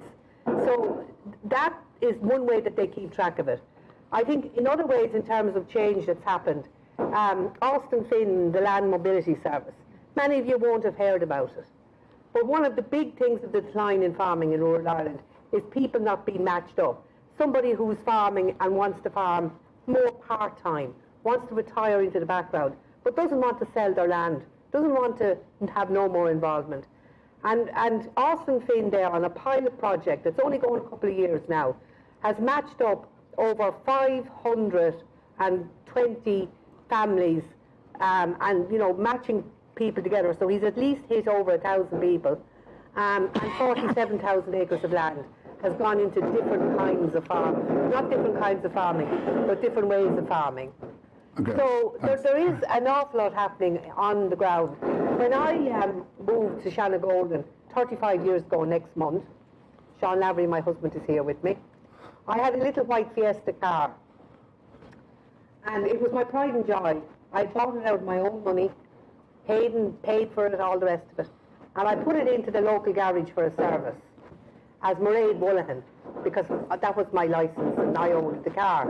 And I thought it might be awkward otherwise. So I put the car in for a service. I got the bill back in an envelope, Mrs. Sean Lavery. Mrs. Sean Lavery. I'm still young enough. I hope he paid for it. He hadn't anything to do with it. He paid for the service stuff. But I'm young enough still, or old enough. I'm old enough to remember the local papers where the women were down, and you know, there was a woman at a dress dance or a dinner dance or something, and the names were all underneath the photograph, and it would be Mrs. Sean Lavery, Mrs. Mike O'Flynn, Mrs. Dan Prendergast. It wouldn't have been the woman's own name. And that change has started to happen. And agriculture in so many aspects of the sector have driven that change. Women are now involved in everything and are figureheads in so many, but more than figureheads, they're models of how to do the work and how to do the job in so many areas. And as proven as in our Snoop draw, for starters. Where they're doing fantastically well is on Instagram and TikTok and places like a lot of you have never been on before, where they have hundreds of thousands of people watching, putting on a set of cups on a cow to be milked, saying exactly what's happening in the milking parlour and going along. And we don't necessarily see that, but it's hugely significant. And young women in farming are doing it all over the country. And they are making, they're making agriculture, I won't say sexy, but it's explaining it at really ground level. Good. So just because you don't see it doesn't mean it isn't there. More, do you want to come in I'll do this, Mike. This thing is better, I think. Yeah, I think you're very close. Just one thing about the schools. Are you doing enough in schools? The point I was going to pick up on was more, I think, was that made a point, and picking up a little bit on Tom's point as well about the one-off housing. And when we're talking about services, and one of the things obviously that we are very strongly advocating for is the provision of proper early years, fit for purpose early years childcare systems. Because if you are setting up a business, if you are working in rural Ireland, if you're thinking of relocating, you need to have a proper childcare system in order for us to have a functioning economy. Yeah. But one of the things within our creche is we bring in the pet farm. We go out and visit the pet farms, but we bring in the pet farms. We bring in the animals into the creche. We have a creche garden. We have a polytunnel where we grow a lot of fruit and veg for the creche kitchen, so that the children can see this is where... And this is not just at Christmas, this happens all the time. This happens all the time. So children can see exactly where the food is coming from. And it might sound like a very small thing, but I think exactly to your point, Maura, this is how we start to foster that understanding and that love of the land, if you like, from a very, very early age. Because a lot of the children, we have a very multicultural service, think that food comes out of a packet, or that Mammy opens the freezer, or Daddy opens the fridge, and it comes out of there. They don't make the connection. So I think that kind of education is really important. Thank you, Clara. Seamus, we're going to have ranches. Paddy thinks we're going back to where we were, with the big farmers running the country. I remember I wrote back in the 80s when I was farming about ranches, and they said we would return eventually to ranches because of the way we were going. And Joe Ray come at me and attacked me left, right and centre that I was talking absolute nonsense. But there is a case, there is a reality here, especially as Conor Skehan has said, in the beef farming reality. Now, as a young farmer, very quickly, I had a small piggery. I went up to 25, 30 sows. I was doing okay until the oil crisis in 1980, I think it was, thereabouts. Overnight, within 2 months, every single one of them had to go because I just wasn't big enough and I couldn't cope with what was a 100% increase in feed. And there is a real challenge in the beef situation, and I think Conor Skehan is asking a very fundamental question. The policymakers are going to have to look at how we manage beef, or else we will be in real trouble. You can hand it on to Pat McDonald. I'll ask you one question, Pat.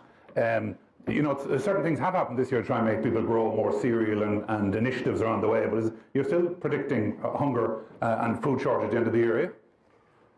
Well, first of all, just let me say that whatever...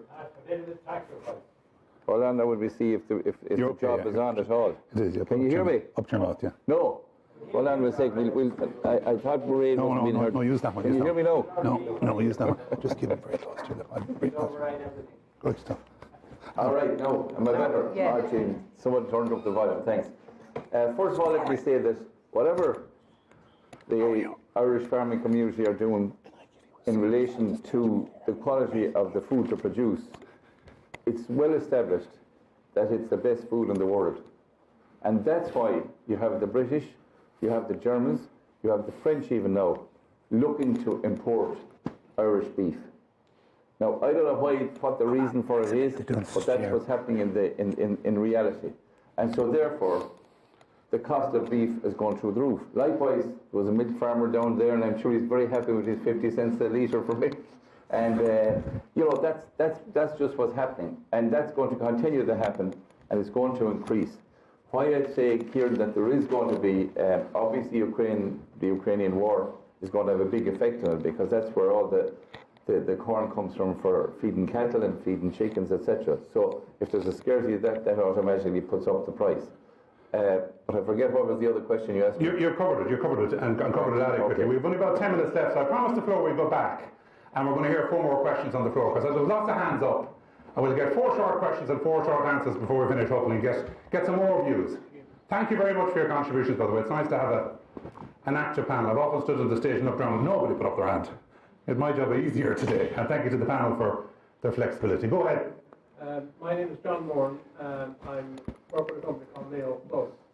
And I'm extremely impressed with the level of discussion here today.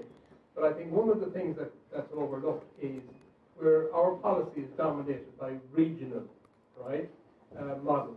And I think we have strength at the local level, at the county level, and that can be much more effective, and it has proven to be much more effective at the local level. So I'm just wondering what the response of the panel would be to adopt a local county-based development model rather than a regional development model. Thank you. Next one.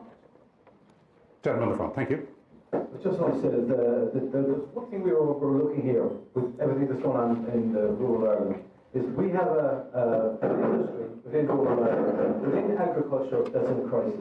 And that's the forestry sector, the private forestry sector, the timber. So I'm pushing this since the year 1998 that the agriculture forestry owner, the private sector, needs to be able to trade his own carbon. Now, absolutely, everywhere he goes, I'm told by Thomas and everyone else, oh no, we can't, there's no mechanism there to do it. I have several industries that would want to buy, no, I'm not interested in greenwashing. This has to be valuable for the farmer, valuable for the private grower as well within Ireland. This is $1 trillion worth of business that we could keep in this country, and we could grow ourselves sustainably. And it is so important for carbon sequestration, storage and mitigation of these greenhouse gases. It is very hard even to persuade farmers to value their own tree. They'll tell me the actual, what they get per kilo, what they get per litre of milk. If you say to them, what do you get for soda? What's soda? Yeah. Your trees wrong. Yeah. Thank you. They are an industry within itself, within agriculture, but yet we are the poor relation to agriculture. Thank you very much. Next. Hi, my name is Mary McKenna and I work in rural transport. And I suppose I was really pleased to see that rural transport came up on the slides today. People forget that with the loss of services that we see in rural Ireland, rural transport is the only way people can get to work, get to socialise, get to do the things that they want to do. The investment in rural transport must continue, and it must continue not just from a top-down way, but also from a bottom-up way, because if we don't talk to the people and find out what they want, then you don't respond to it. Thank you very much. Miriam, thanks very much. Yeah. And do you think it's bad for you with your family in the area? Imagine living in Dunamon Castle with 52 people from Ukraine, but nobody has a car at all. Next one. There's one more, sir. About the danger in agriculture. Some places farms are as primitive today as they were when their Lord was there. And all the money is going into towns to build up the milking. You go through the country now and there's acres and acres of sheds. There's been sheds knocked and rebuilt, modernised, knocked and rebuilt and modernised, and what you get, and some money has went, not a penny has went to certain areas. There's people in the country that never got any grant of any sort, of any kind, and all the money has been spilled out. Now, where in the name of God is rural Ireland if you don't bring them on? I do the Lloyd again. That's as primitive and as ancient as the Lord is here. Thank you. The Lloyd again, right? Just a second. Now, if, for instance, a fella can come in there and he can plough 200 acres in a couple of hours, and it'd take me 14 days to do that, 1 acre. Like, we have to realise that there's something happening. They're human beings. They've been left behind because there was no grants, everything committed them. It was either age, it was this, that and the other. They weren't up to standard, they hadn't money, they hadn't this, that and the other. The other boys hadn't anything either. But they got everything. Now, until we bring on the ones that slow down, we're going nowhere. It's not top down, it's bottom up. Okay. Thank you. Thank you very much. I'm going to break my rule here. Maybe we do 2 more and then we back the panel. And the lady over this side as well, if we could get her, please. Go ahead, Jazz, back, yeah. Sean Finance here, former Borough President and CEO of the Irish Bioenergy Association. I'd like to acknowledge IRL and the work that James is doing. It's very valuable to rural Ireland perspective. My point, the farmers of the past and rural Ireland of the past was a producer of food, fuel and fibre. The policy landscape has brought us to a food-producing nation to the detriment of the fuel and fibre elements, which certainly provide many opportunities and will provide opportunities in the future. However, political ideology is trumping pragmatism at the moment in terms of a lot of the European strategy and the Irish documents which are there, in that there's a lot of new industries that could be established but aren't being established because policies aren't being put in place and the political environment isn't supportive. So my question to the panel is, how can we change that? And by new industries, I'm referring to anaerobic digestion,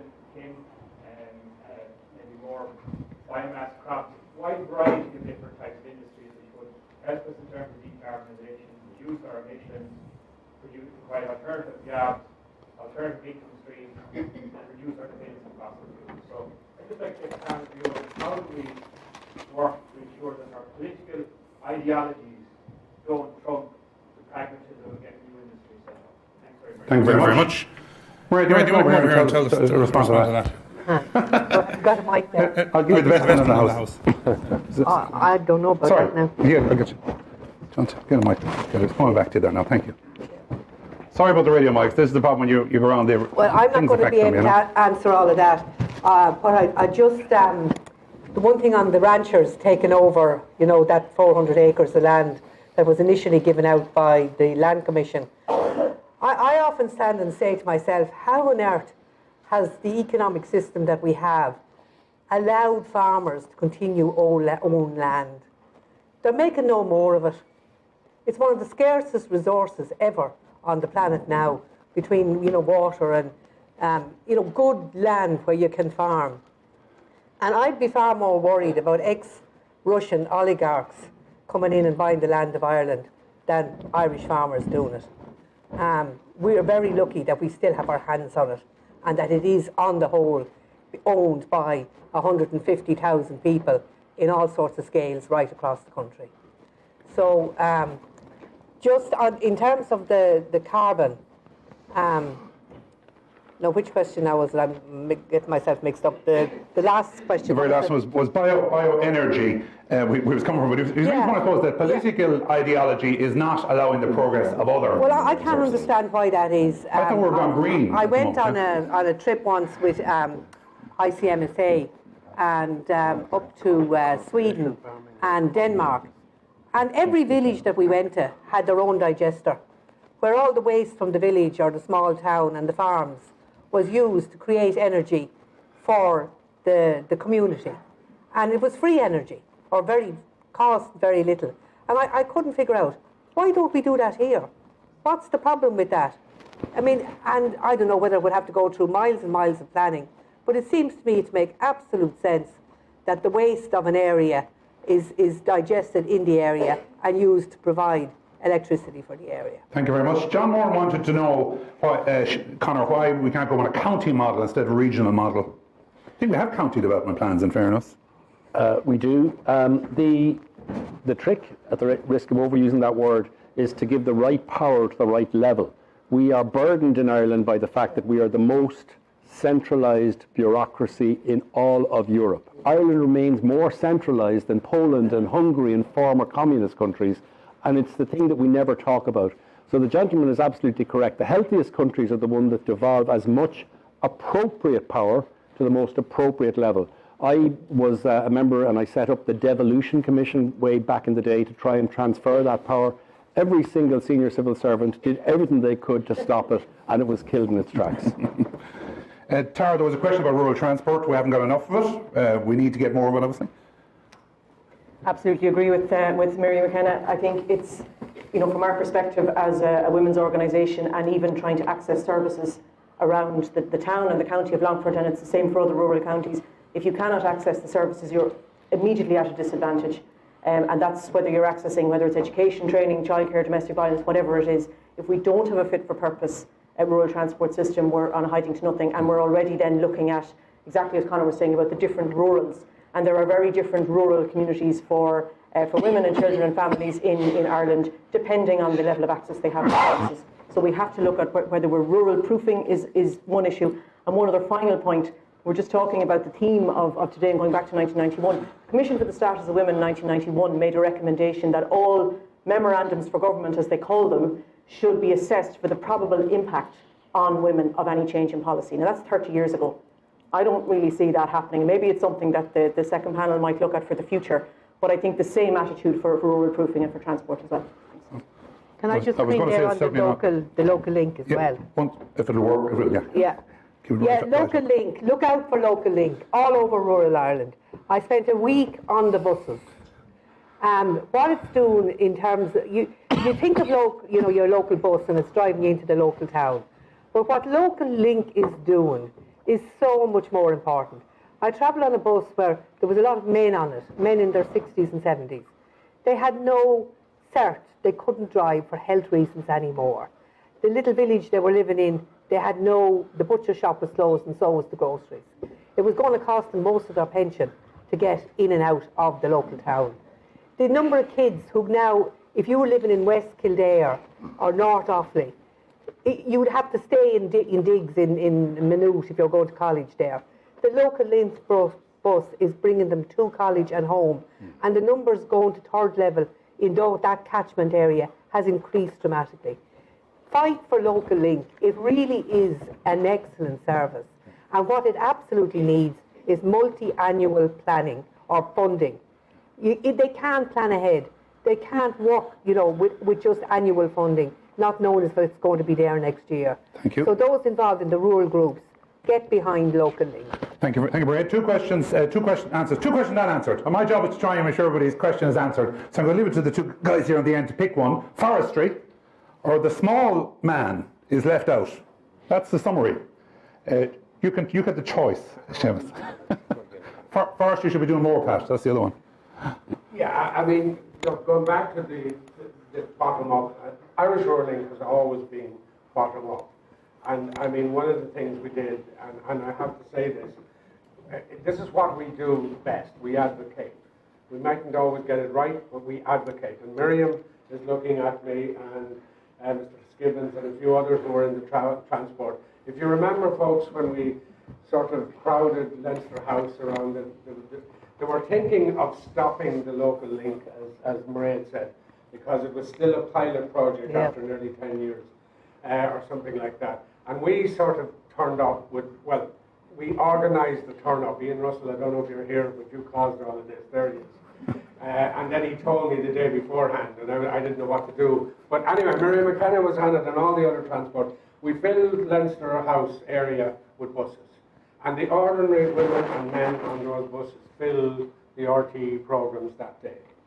And 2 days later, they were announcing the mainstreaming of then the rural transport programme. So going back to the question of on the ground, we have to look after, like the small holder has a better chance of honouring the commitments to climate change than anyone else I can think of. But he and she needs the chance. Last word to Pat. Forestry, if you want that.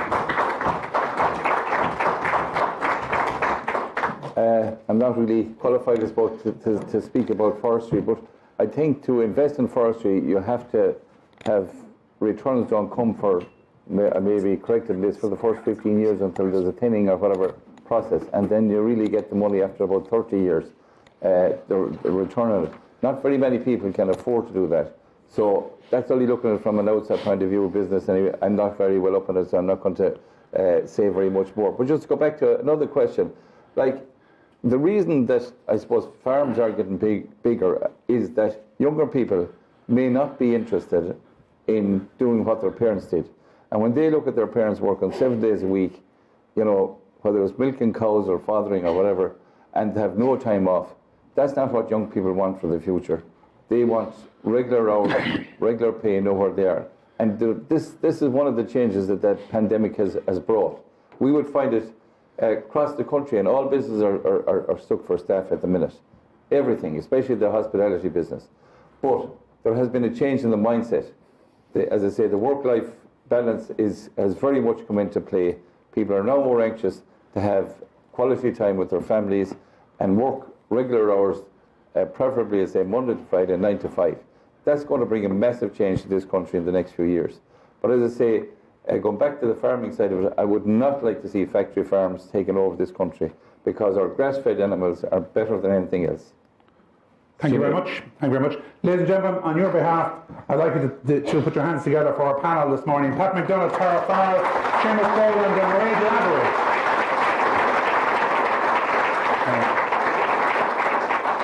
I hope you enjoyed it. I know it got you going. That was an important part of it. I hope it keeps you going, because when we come back after the break, we're going to talk about the new Ireland. We have a new panel, and we're going to talk about some other things that have happened and are changing as we go along. I'm told you have about 9 minutes for the coffee and the tea. And we'll come back then. Thank you all very much, and thank you for joining us this morning. Thank you. I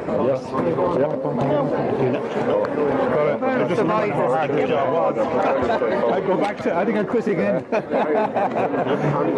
Cheers, Howard. Oh yeah, yes, I thought I was getting a souvenir.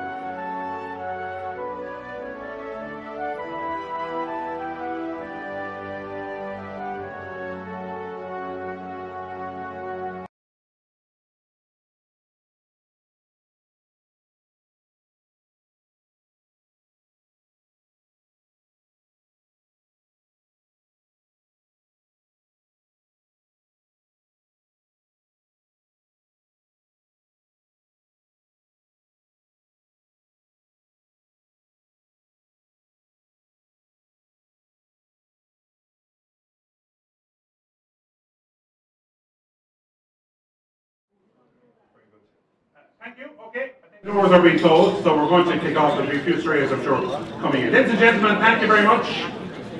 Same rules apply for the second half.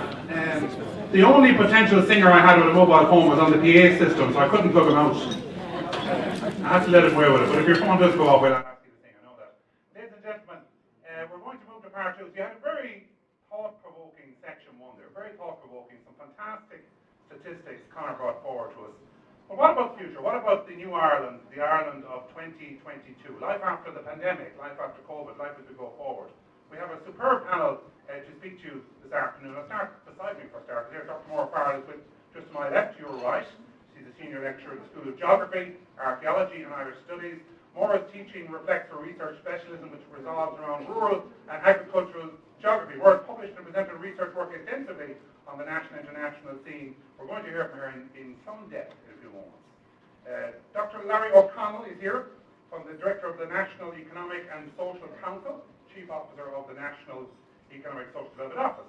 Larry's a senior economist with NESC since 2007. He worked on a range of policy areas, including Ireland's transition to low carbon and digital future. We heard a bit about that this morning, didn't we?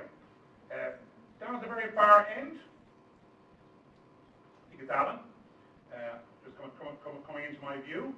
Alan is going to speak to us today with regard to his particular area of expertise, which is looking at his notes again. Transfer rural link, I know that, but I have just managed to use my introduce for us. So Alan, you introduce yourself very shortly. I do apologise. I had all your academic achievements, Alan, and your career in front of me. I'll find it again in a moment. Fintan O'Brien is there beside Alan. Fintan is the Assistant Secretary General with responsibility for rural development. Will Faulkner of Radio 3 wants to take over as MC, so I'm going to give him the job very shortly. Thanks, Will. Fintan O'Brien is the Assistant Secretary of the Department of Rural and Community Development with responsibility for this key area, Rural Development and Regional Affairs Division. His area of responsibility also includes overseeing the implementation of Ireland's Rural Development Policy, Our Rural Future. You heard it this morning. Yuremu Adejini is the first African-Irish woman to be elected as the Mayor in Ireland. She migrated from Nigeria to Longford in 2003 and identifies as Irish and African. Joined Fianna Fáil in 2016. She became a councillor in 2020. We met once before, she just reminded me, at the general election count. Kate Flood is here. Kate is a PhD candidate based in the School of Geography, Archaeology and Irish Studies, National University of Galway. Mark Foley is here with us today. Mark is the Airbridge Chief Executive. Mark joined the company as Chief Executive in June 2018, having held the role of Managing Director of Land Solutions in Quilcha since January 2016. Previously, Mark was involved as Managing Director of Quilcha Enterprise. So I've got everybody except Alan. He's going to have to give us a full rundown of his CV when he gets a chance in a few moments. You know, his organisation was mentioned so many times at the beginning today. I think you know the value of Rural Link and the first contribution. I'm sure we're going to hear more. Ladies and gentlemen, a bit like the first section, we're going to, I suppose, whet your appetite for what could be ahead of us. What are the future concepts that we all are going to have to live within our life? How will rural Ireland, or indeed urban Ireland for that matter, develop? It's a great honour for me to introduce our first speaker. Please welcome Dr. Maura Farrell.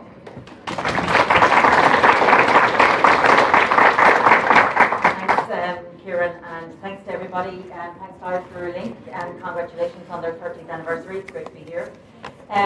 Before I left Galway this morning, I was talking to my mother on the phone and I told her that I was presenting at this conference, and she said, whatever you do, don't mention turf or there'll be a row. So I won't be mentioning turf, okay? That was my only piece of advice leaving this morning. But my presentation title is Looking at Rural Ireland, Our Long-Term Vision.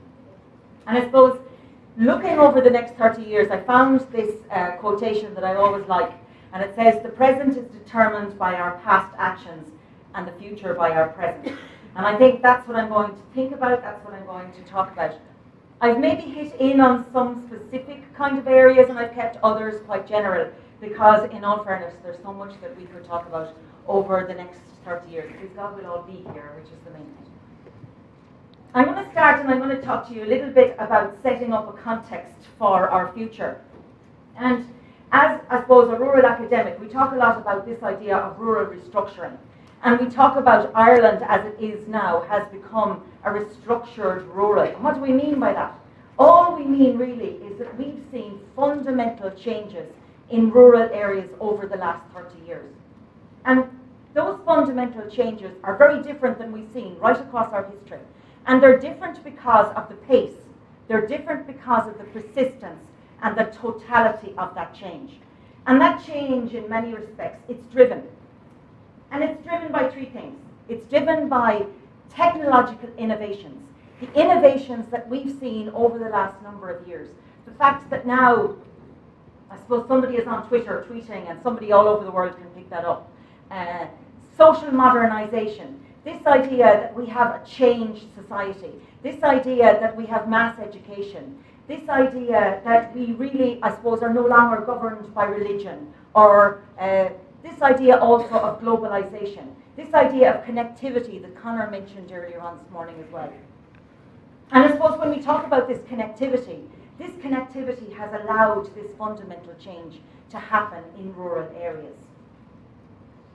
And when we talk about this fundamental change or this rural restructuring, what we see is a new picture. We see a new picture of rural Ireland. And this new picture brings us and shows us that we have many issues that we need to consider, but we also have many positives. And I suppose the first issue that we're always thinking about at the moment, because it's foremost in our mind, is this idea of post-COVID. Where are we economically? Where are we with isolation? Where are we with healthcare? Where's the uncertainty in and around COVID still?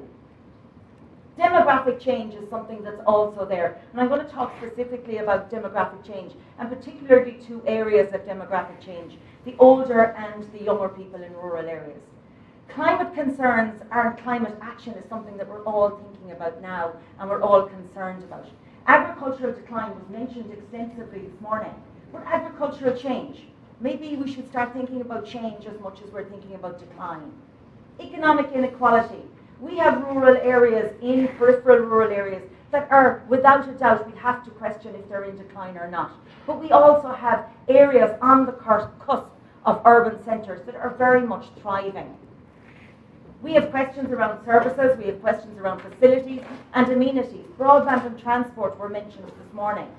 We have employment opportunities now that we may never have had before in rural areas, but we have quality jobs that we need within rural areas. What about all of these positive things we have within rural at the moment? We have an environmental landscape that we really should be proud of. We have a quality of life that came to the fore, I suppose, definitely within our COVID period. Remote working has become more of an opportunity now than it ever was before. Any of the rural development people within, I suppose, this room will talk about this idea of endogenous development. This idea of rural development from the bottom up, from within the community. And the LEADER programme over the last 30 years has led that endogenous rural development. Community integration, this idea that we can have communities in rural Ireland that we are proud of. I suppose the positivity around this thinking of smart villages now and into the future is something that I'm going to allude to as well. When we talk about the future of rural areas, we have to, suppose, think about what we have now, and we talk a lot about sustainability.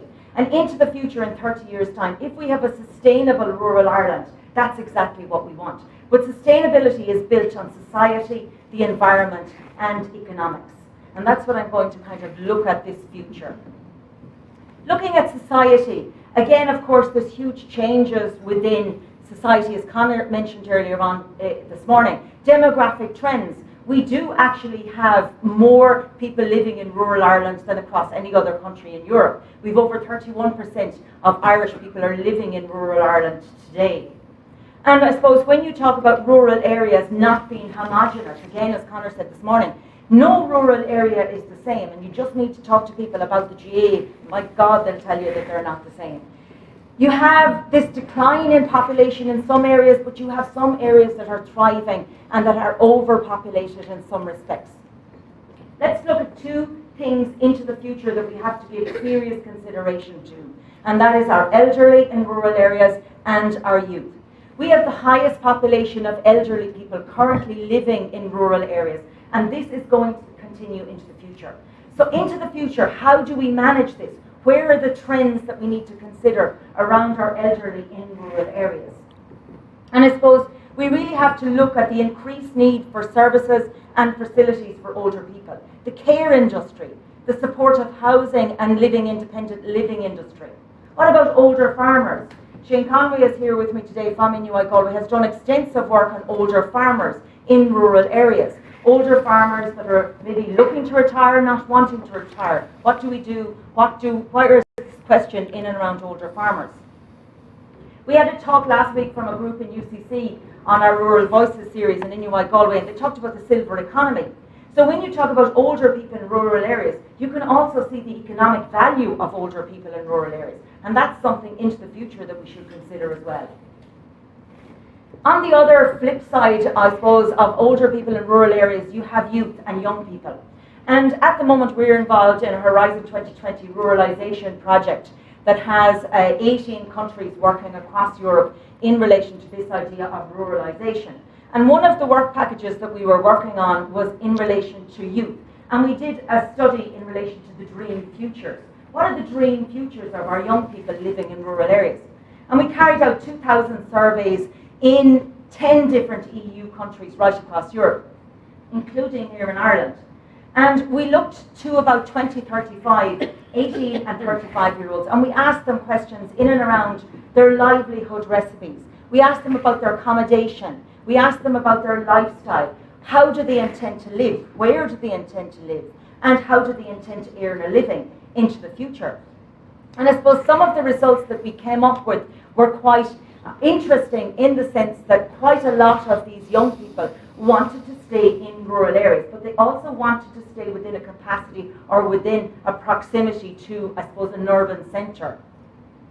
We also looked again at the accommodation, and this is quite interesting. The people who spoke this morning about one-off housing, and please don't shoot the messenger, I didn't come up with the results here, but the majority of young people did suggest that they wanted to live in detached houses, again within a rural setting. Again, their lifestyle dreams are very much rural orientated.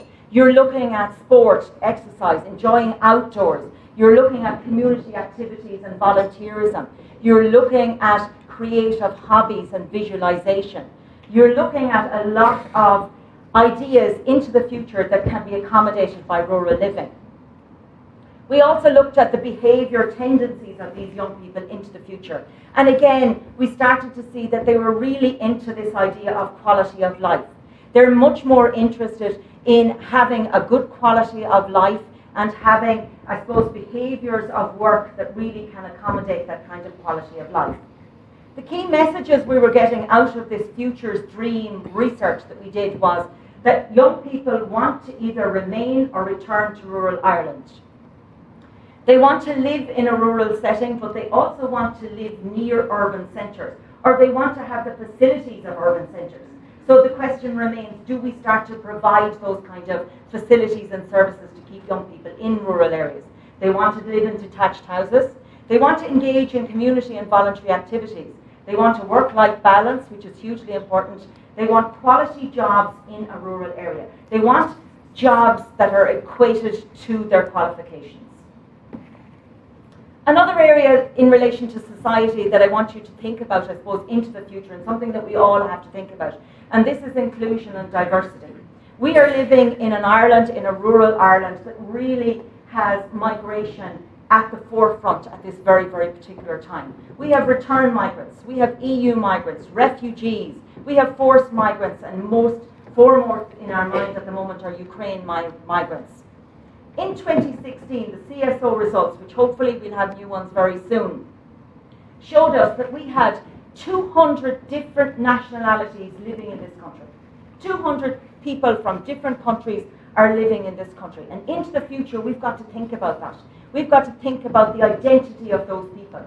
These people, now we're looking at this and this idea of the new Irish, this idea of the identity and the belonging, this idea of the acceptance and the inclusion of people.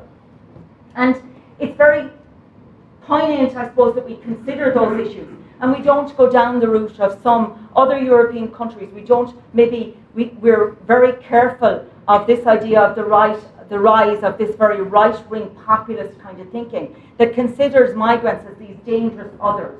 And we have to really be careful about that kind of thinking. We talked about, I suppose, this morning, Conor talked about looking backwards, and all of us have a historical patriotism. We are very patriotic to this country that we love and that we live in, but we also must accept that civic and cultural patriotism is a part of the new Irish that are living here. These people can come here and they can love this country just as much as we can. So I suppose we need to build rural areas that can benefit from new populations, benefit from migrants, benefit from their diversity, and from them also as potential employees and workers in rural areas. Another area of sustainability into the future is the environment. And I suppose this is an area that there's so many trends there. We have everything again from climate action, biodiversity, land use. Mairead Lavery mentioned land use this morning, and our access to land is absolutely so important. Sustainable energy, water protection, agriculture as we see it now and as we can see it into the future. Community engagement is also hugely important. Where are the opportunities into the future when we consider the environment? We have to think about new systems of agriculture. We have to think about new diversifications of agriculture. We have to think about new entrants into farming. What about the young people coming into farming? What about people who have never been involved in farming and want to engage in the agriculture industry? Biodiversity we have to think about. Our green credentials. I suppose wetlands and peatlands.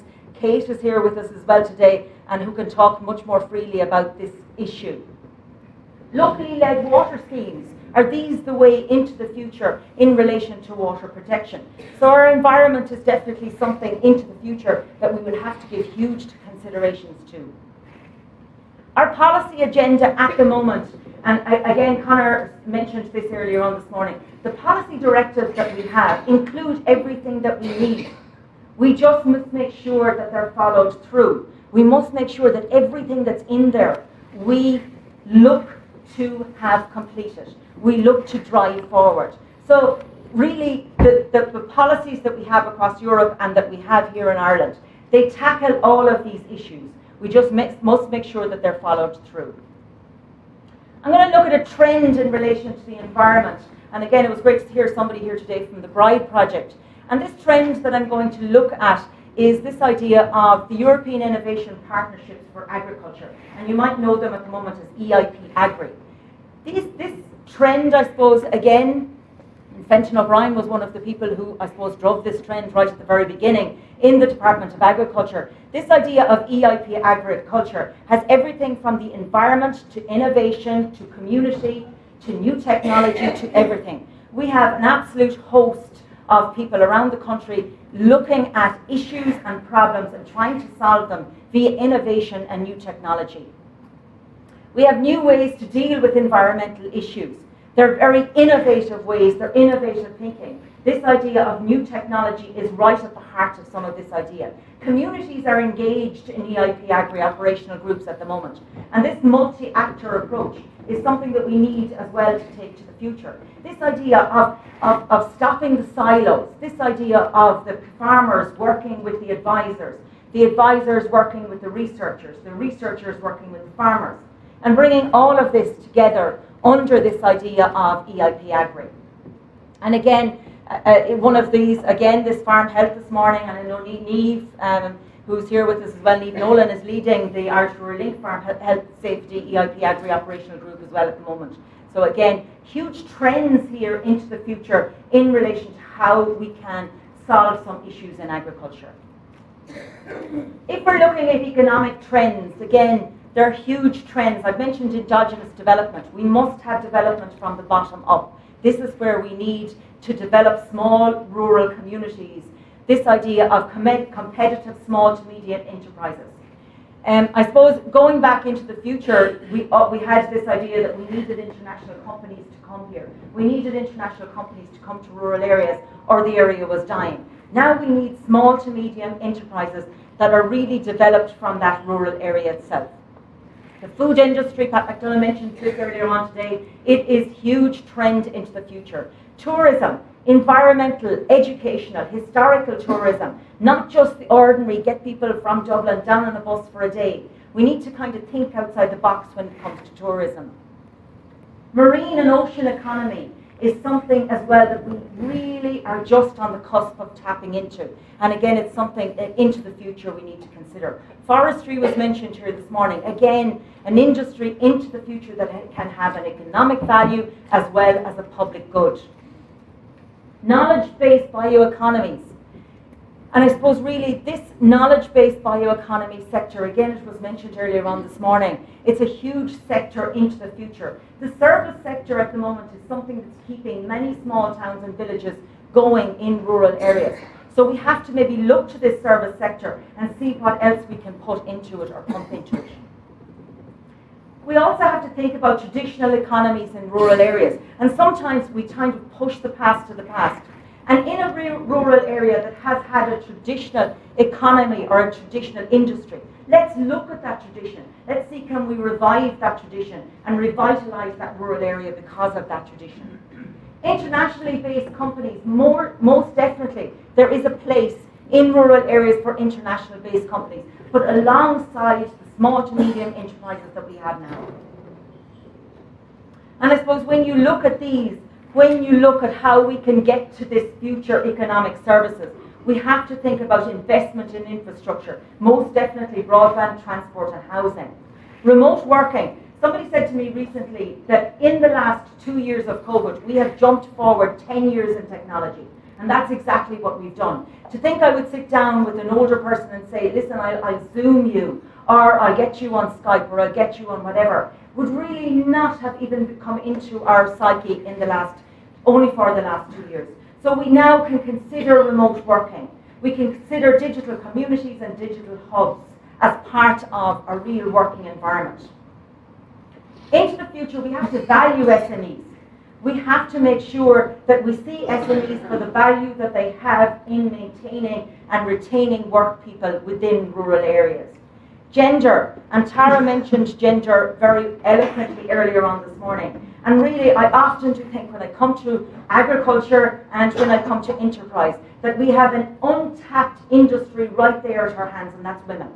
And really, all we need to do is ensure that we give them the opportunities to start up those small businesses or to become involved in agriculture, and they will take it and run. We need to value the rural, and as the Minister said this morning, we definitely need to change the rhetoric. The dying, declining Ireland does us no favours. It really doesn't. It absolutely does not. We need to think about a thriving future rural Ireland rather than this dying, declining rural.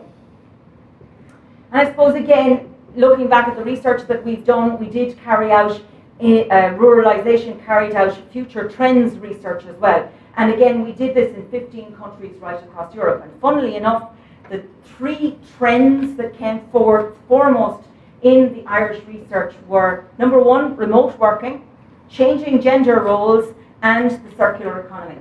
So those were the 3 trends that people felt over the next 30 years are going to be something that we need to consider within a rural context. Another trend that I just want to mention is this idea of smart villages. This is a kind of a concept within Europe that really has taken hold in many countries across Europe, including Ireland, over the last number of years. And it's an EU initiative really where rural communities really will enhance the towns and the villages that they live in by building on the existing strengths and the assets that they already have.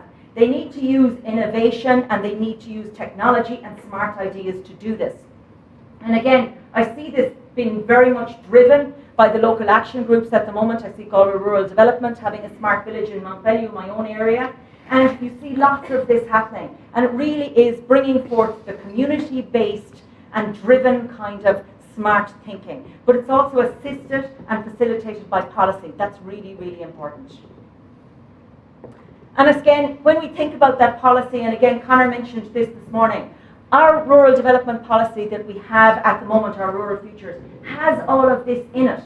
We just must make sure that it's all delivered on. We must make sure that enhancing public services, revitalising towns and villages, that all of this comes to the fore. And just as a final slide, I suppose we can talk about technology, we can talk about industry, and in many respects we would love to be able to say that somebody is going to drive my car for me in 20 or 30 years' time, or we're going to have a robot that's going to clean the house when I'm gone to work, or something else. And that kind of innovation, that type of technology, that type of future thinking is built on concepts. And it's built on concepts that we have to absolutely hold to the core of rural Ireland. And those are place-based regeneration. This idea of locally rooted and flexible thinking. If it doesn't work in here, it might work here. If it doesn't work for us, move on and try something else. Resilience is absolutely paramount in rural areas. We have to be ready to adapt to change. If change comes in all of this new technology and innovation, we have to be able to adapt to it. When we think about regeneration and revitalisation, we often talk about bouncing back. I ask rural Ireland to bounce forward. Don't just bounce back to where you were before you regenerated your area. Bounce forward. Spatial justice is something that we really must think about as well. This idea of fair and equitable, I suppose, distribution of socially and valued resources for everybody, including rural Ireland. Just transition is something that here in the Midlands, I suppose, is paramount as well in your thinking. But we need to be able to assist communities to meet the green challenge. We need to help communities in doing that so they can make sure that the green challenge is met. Community capitals. All communities will thrive and strive if capitals are built on them. We often talk about social capital. Communities to networking. One of the biggest issues that we will have in rural areas into the future is a lack of networking. People have become distributed in rural areas and have become very much in on themselves and very much excluded from communities and societies. We must make sure, I suppose, that that doesn't happen. We must make sure that we have communities that are built on social capital, that are built on these kinds of social and political capitals that we have there. The multi-actor approach that comes through EIT Agri, people working together to find the answer. In the future, that is what we need. We cannot work in silos to find the answer for rural Ireland. Endogenous development, but neo-endogenous development. Neo-endogenous development is about looking outside of my community. What's outside there that could work for me? What's outside there that could actually enhance my community? And that's where we need to work as well. Geographic clustering. If one small area is doing well, let's look at the next area and see do they have something similar. Let's look at the area beside it. Let's bring communities, parishes, villages together and geographically cluster them in relation to industry, in relation to services, and in relation to working together. Governance is something, again, that's hugely important. Governed from the top is not the way we are going. Governed from small community areas is what we need to happen. And that's what's happening now. That's what's happening, and we need to make sure that that continues. And I'm going to finish off with the quote that I started. And I suppose the present is determined by our past actions, but most definitely the future is determined by our present. So what we see now are the trends that we will see into the future. We just need to capitalise on those trends that we have now. So thank you very much.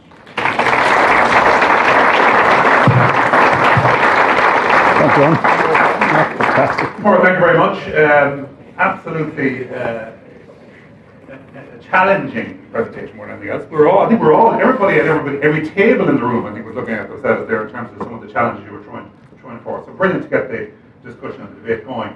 And a couple of things immediately strike me in terms of our panel today, in terms of some of the questions that were asked by Maura at the very beginning about the jobs issue and the employment issue and about the ability of rural Ireland to create highly paid, well-qualified jobs. You know, that issue seems to be, has come up a few times before. And indeed, I suppose in general about the way our community is structured and how we look after people, what we do. So I'm going to go to you, Larry O'Connell, first, the Director of the National Economic and Social Council. We'll get you a mic. And I suppose firstly, Larry, just in a general sense, in terms of your role, the NASC, in a nutshell, I suppose your role is to see where we're going as a society as we go beyond 2022, the next 30 years, and looking at tackling rural poverty and disadvantage.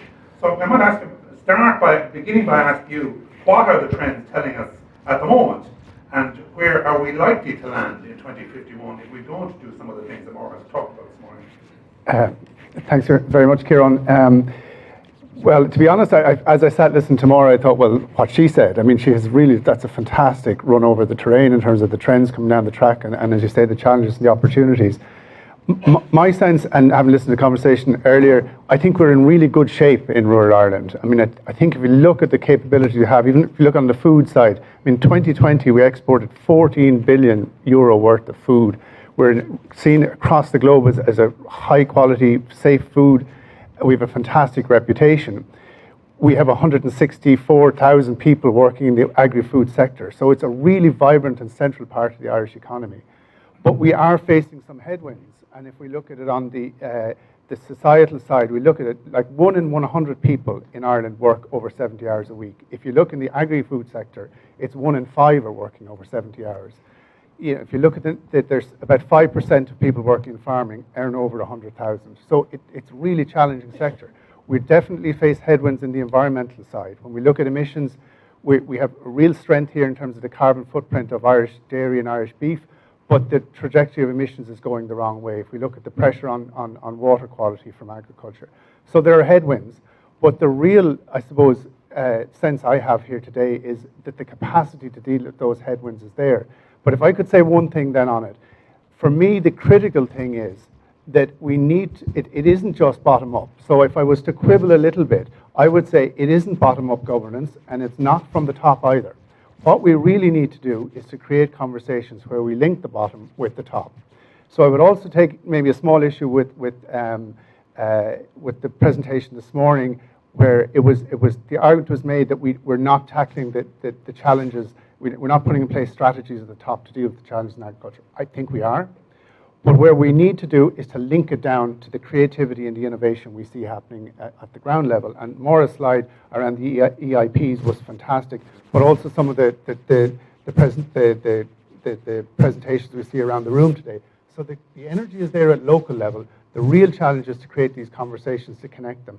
To be fair, I think Irish Rural Link have been one of the key bodies in linking up from the bottom up to national. That needs to continue. But from Nest's point of view, and I'll finish on this, one of the things we're trying to do is to create what we're calling a just transition conversation about agriculture. Because nobody likes change, and certainly nobody likes change to be done to them. So what we need to do is, I think we recognise in rural Ireland that we need to face these challenges. What we need to do now is to bring people on board to figure out together exactly how we're going to transition agriculture over the next 30 years or so. It's thought-provoking. The role of migrants was mentioned by Maura. You remember when I asked you to come in on this as a member of the Municipal Council in Longford, and somebody who has proven themselves to be a bit of a trailblazer in terms of your work. I wonder if I could ask you, from your perspective, what do we need to make happen to make sure that Irish rural democracy keeps pace with the demographic changes? Over 200 different countries, I think, were mentioned in the presentation this morning. What do we need to do? Thanks very much, Kieran. And what needs to be done is something like this: have inclusion in panels, have inclusion in events, because that is what the migrant and have the solution. So if I talk about my story, for example, since I moved to to integrate in the community, get involved in terms of school. I got on the school board to understand the culture so that I can help my children to integrate. But my children so I have very engaged in actually the integration officer for Longford Slashes GAA, so very involved in that in the community, because I see the value of learning culture, and it's also an opportunity to educate the Irish natives of my culture. Symbiotic existence where we maximize the opportunity of, having the best of both cultures, because it is an inclusive society. In the next 10 years, the only thing I will add to Maura's fantastic presentation is that in the next 10 years we'll have more mixed-race children. So it also drives the need even more for integration, for diversity and inclusion to be foremost in every organization, in every conversation, even in our education system. I think that's one place that's lacking as well. And that is another area where we can really move forward firmly in the future in terms of rural Ireland, to make our education system more inclusive, My 12-year-old made a remark that she's now in first year in secondary school and she's never been taught by a black teacher. So even the children are making these observations. And I want my children to see a representative society when they get into the labour market, that they won't have these challenges that I had to face, and I had to dig deep and be resilient because I know the future I want to achieve for myself. And I'm thankful to the Longford community for embracing me as well and supporting me in all of my endeavours. And it's no mean feat to be a local councillor in a rural community as well. And being elected Mayor of Longford Municipal District was a huge moment for me, for my family, for migrants in Longford, and for the Irish people as well, because the international community took note. And Ireland was firmly on the map for positive reasons, and one more positive reason. And I think it is very important for us to make an individual effort to speak to migrants around us, because I think the development is very much individual as much as it is collective. And one thing I also noticed in my role as a public representative is I think we have got away a bit from critical thinking, and that is something that needs to be brought back into our consciousness as well, because I hear sometimes people talking about the issues, and what I see absent is that they don't realize that they have the solutions and they're part of the solution, and it's just about getting it out of them to make them see that they can solve some of their problems. And that is another way to move forward firmly in rural Ireland as well, being empowered. And we have lots of migrants, we 200 migrants, people from migrant communities are in Ireland, 200 different nationals are in Ireland, and a huge number of those are in rural Ireland. And as long as we have pride of place, as long as we see ourselves represented in local authorities, in companies, in communities, we will definitely be part of the improvement. I think I see my friend there at the back of the room that we met today, and they are doing a research program, and we were just commenting on the absence of more migrants in these spaces, talking about these changes.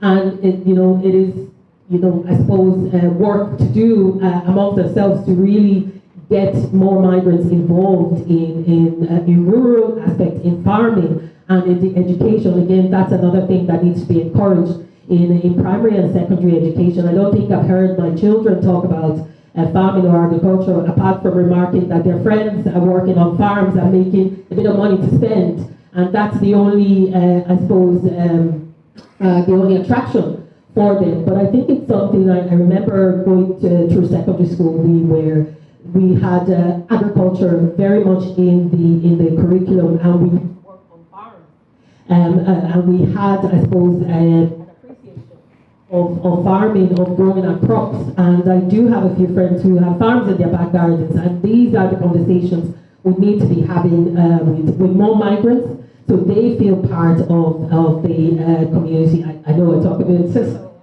up here at the moment. Thank you. Thank you very much. I'm involved in a project myself at the moment. I think I'm involved in a project myself at the moment where 3 members of the Syrian community are starting a social farming exercise week after next, going out to a farm every day for eight weeks. So I know exactly what you're speaking about. Maura mentioned some of the things we have to do, I suppose, to improve the value of what we have in the countryside, and that includes tourism, I suppose, in many respects. The product we have, turning some of our natural resources into major pluses for living in the country, for working in the country. Kate Flood is here from the School of Geography in NUI Galway. Kate, I want to ask you about this issue of not bog, not turf, but maybe peatlands, all right? Because as we move away from these traditional forms of work on the peats, maybe perhaps you could talk to us about what are the potential new economics that peatlands can offer, and how they're related to environmental and social well-being. How big an opportunity is out there, Kate? Yeah, I think it's huge. I'm representing the Community Wetlands Forum today here as well, and We started almost 10 years ago in 2013, 2014. It was very much a grassroots, bottom-up movement, but also very much a multi-actor approach, because we have ecologists from NPWS, we have lots of different kind of representatives from all sorts of organisations, and I suppose the quality of life thing I'd really pick up on, because in terms of, I've heard recently economics is too important to leave to economists. We all should be getting involved in these kind of things, and really there's this movement, especially in a lot of the smaller countries like New Zealand and Iceland and Scotland. It's actually called the Wellbeing Alliance, and I think, like what Conor was saying this morning about rural Ireland, we should be thinking in terms of economies, and rather than the economy, the diverse economies, because there's all sorts of exchanges and labour that is done in rural Ireland, or Ireland, that is not paid. A lot of volunteer work. Really, the Community Wetlands Forum was, entirely kind of volunteers to start with, and we moved into a paid member of staff, and I would love to see that happening more, where we have 25 community groups now. I'd say every single one of them could employ somebody, and with all the fundraising they do, meetings, I'm sure lots of people here know all about the kind of work that's involved, and it's kind of feeding into that bigger thing about the indicators of progress, and what kind of growth do we want to see. So we have used GDP as an indicator for progress for too long, really, because a lot of industries are not necessarily contributing to people's communities or to social and environmental well-being. If you look at data centres, and again, maybe we shouldn't go there, but just that's an example, I suppose. And what's happening at the ground level, at peatlands, it's very regenerative. It's actually, some of it is restoring the bogs, re-wetting them so that they can capture carbon, and there are a lot of different, I suppose, research projects going on at the moment about carbon farming and sphagnum farming, and it's just opening our eyes to what's out there as well at a European level. I'll just give you one example from the Greifswald Meyer Centre in Germany, and they are looking at pluviculture, which is basically agriculture on wetlands, but it's kind of a bit anathema to what we've been used to. We're used to draining land in Ireland, and we're being asked now to re-wet it. But pluviculture is one of the things they did was growing a reed called Typha, and if alongside that you have the policy. So the policy says, right, it's actually a building material, it's an insulator. So 2% of every house has to have this Typha in it. So you're creating a market essentially. So I think communities are, when you talk about innovation, I've seen so much innovation with, we have Clarabog here. I better give them a mention, shout out. They've been working with the Living Bog project, and Brian tells me that the boardwalk there is, constantly in use there, and it's a real, I suppose, that physical well-being, mental well-being, the idea of, kind of sustainable leisure time almost that you're doing. Leisure isn't just, relaxing, watching Netflix. You can actually get out there, get rid of some rhododendron that's grown on the bog, or, there's just so many things that these communities are doing. Abbeyleaks Bog is, making charcoal and from the rhododendron and getting artists involved. So you have creative industries, so I think when we think about industry, that word is smoky chimneys and, maybe technology, but you have all of those kind of different elements involved. So I'll leave it there, really. And thanks, Amelia. Thank you for making a case. I mean, before I started this, I was thinking about how diverse our conversation has been since we started. The next two issues that we're going to hear about are rural transport and electricity. Alan, on the end there, Local Link is obviously playing an important part in keeping people in rural Ireland and keeping them connected and able to live there. So I might ask you, Alan, where is Irish rural transport heading next?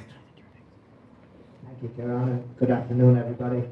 Look, I think we're definitely knocking on the door of possibly a very, very exciting time for the delivery of public transport in rural areas. And I think even our terminology has changed in recent years, where we have gone from being the rural transport programme to now talking about the provision of public transport in rural areas. Connecting Ireland programme, which was launched, I think in October of last year by the Minister, is the biggest advancement in relation to funding for the provision of public transport in rural areas in the history of the state. But I think there are elements of this expansion that we need to ensure we consider the road that we take. And while the expansion of scheduled services, as we would recognise them having bus stops and recognisable places for people to get on and off, we have to be mindful of, if a person isn't within accessibility of that stop, how useful is that service for them? And I think, again, in considering Maura's presentation, you know, we consider our past to try and take our steps to the future. And traditionally and historically, probably the biggest success story that we have been able to associate to rural transport in the 20 years is the development of demand-responsive services, where people could be picked up from their homes and dropped back.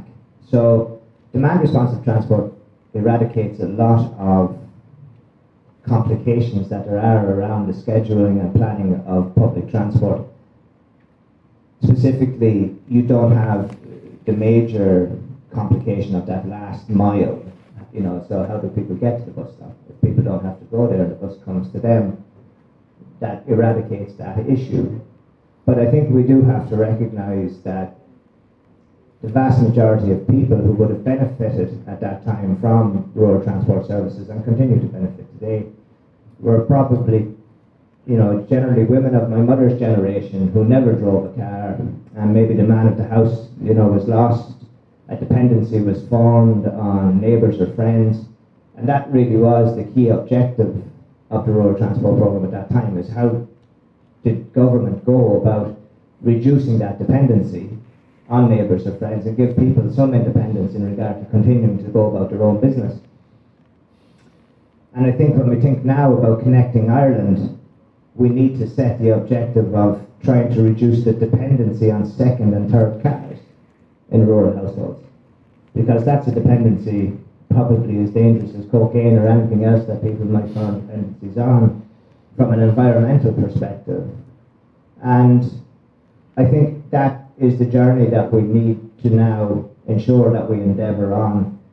How do we create version 2 of demand responsive transport, where we may have a version that allows us to ensure that people can still connect into the mainline services that are now going to be expanded through the Connecting Ireland programme. So I think, again, to just sort of take from Maura's presentation, what are the important lessons that we've been fortunate enough to teach ourselves over the last 20 years, and how do we ensure that they help us on the road for the next 20? So I mentioned electricity. Of course, it is crucial to the development of any area, particularly rural areas.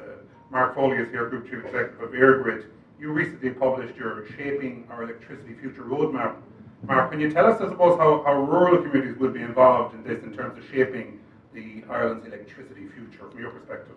Thank you, Kieran, and good morning to everybody, and congratulations to Rural Link on your fantastic 30 years of fantastic service to rural Ireland. Can I just be a little bit provocative? Imagine if your electricity service was like your broadband service. Would you accept that? I think not. We are used to electricity as being 100% reliable, always there at the flick of a switch. It's the backbone of our economy, it's the backbone of the way we live, it's the backbone of how we're entertained, etc. And we've set that standard, and I think that's a standard, I suppose, rightfully, we're entitled to, but equally we should understand the privilege that goes with that. Secondly, 2007, a Green Party Fianna Fáil coalition said we'll have 40% of all of our power from renewables by 2020, and most people thought they were out of their mind. They thought this was fantasy stuff, green ambition, it will never happen. And on the 31st of December 2020, Ireland achieved over 40% all of its electricity from green sources. Fact. We are now on a journey to 70%, and now 80% as articulated in the Climate Action Plan. That is bigger than rural electrification. That is seismic in terms of what we have to do in terms of changing the electricity system such that every electron in 2030 is green, or 80% I should say. But the physics are practically overcome. The engineering is definitely manageable. The ICT, or the software, is definitely manageable. The challenge is actually, can we bring people with us? It's not about engineering, it's about social acceptance. It's about getting society, rural and urban, to come on the journey and accept what goes with delivering that journey. EirGrid's Shaping Our Electricity Future, which we launched in November, COP26, it gives us that roadmap. And it has two fundamental principles attached to it. One is you can't continue the journey on a developer-led basis, which is we will put things where developers want to put them. We've said, no, you've got to plan it better. You've got to put demand where it's appropriate, and you've got to put generation where it's appropriate and match the two. We don't apologise for that, but it's a better plan, it's more executable, it's less impacting, and it's lower cost. And secondly, the other component of EirGrid's plan is we must engage with communities and get them on board early in terms of the solutions. Not go with the solution, but go with the problem. Talk to them, engage with them, make them part of the solution, and allow their voice to be heard, and make them beneficiaries in terms of the ultimate result.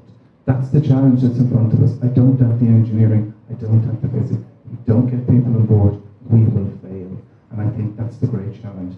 I ask you, read our document and get behind it. I'll finish with an anecdote. I live in rural Ireland, so this part is not a CEO, this is as a citizen.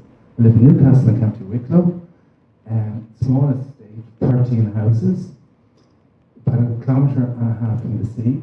This evening I will walk down to the sea with my two new rescue dogs who won't walk, so I put them in a buggy, which my wife walks, which is quite hilarious, and all the neighbours laugh. I'm used to this incredible vista and this beautiful horizon from Greystones to Wexford, which I look at every evening when I walk. I have to give that up for the ambition for 2030. There's an offshore wind farm planned by a company. And one of the biggest personal challenges, or citizen challenges, I have in the next 2 years is to convince my other 12 neighbours this is good.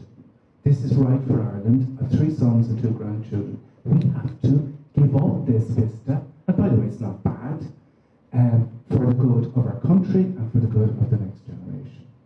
One of my neighbours came to me Monday night and said, will you sign an objection to 5 more bungalows close to where we live? 5 bungalows. Just put that in context. I live in a 13-house estate, and some the neighbours want to reject the 5 bungalows. For God's sake, we have to wake up and engage, become educated, and accept what's coming down the tracks. Otherwise, we're going to fail. So, the next number of years are actually about education, information, conversations, and getting people behind the vision for the future. EirGrid Shaping Our Electricity Future is a roadmap that I believe is the right solution. And please, if you hear about it or you haven't, read it, and please support it. Thank you. Thank you very much. It's a big panel, and I'm sure you're ready with your questions. We're going to come to you very shortly, but with one final speaker, and I want to hear from Fintan O'Brien, the Assistant Secretary General with the Department of Rural Development, and he's involved in the regional affairs there. So Fintan, I suppose all these issues, many of these issues will go back to policy, so I'm going to ask you, what's the general long-term direction of Irish government rural policy. We heard a bit this morning from the Minister about new schemes such as acquisition of derelict buildings for reusing old banks and things in the council. You're surrounded by rural organisations here today. Perhaps you talked maybe if you could about the long term, what's coming down the line?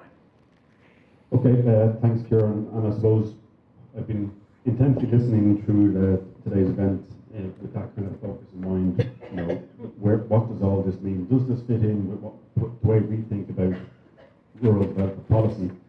And I suppose, as a few people have mentioned, we do have a national policy. It is a 5-year policy, our rural future, and within that, I think importantly, it does set out what the government's vision is for rural Ireland. I'm just going to read it to you very quickly.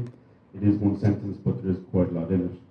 So what it says is, the government's vision is for a thriving rural Ireland, which is integral to our national economic, social, cultural, environmental well-being and development, which is built on the interdependence of urban and rural areas, and which recognises the centrality of people, the importance of vibrant and lived in rural places, and the potential to create quality jobs and sustain our shared environment. So, sadly, I carry that page around with me quite a bit from meeting to meeting, because there's a lot in that sentence, and I'm looking down at William there. He probably spent a lot of time getting that sentence right. I would imagine a lot of people fed into that. But listening today, that to me does seem to pick up a lot of what people were talking about today, and a lot of those themes and a lot of those ideas that people were talking about. So while it's all very well to have a high level of vision, I suppose, and I think Maura said this, how do you actually just go and get it done? You have to get things done. So what does that mean for us in terms of rural development policy? And we have a system set up there. It's important to say that our rural future isn't saying that it's going to deliver that vision today or tomorrow. It's a stepping stone towards that long-term vision. It does include a set of 150 measures. Importantly, they are right across the sector.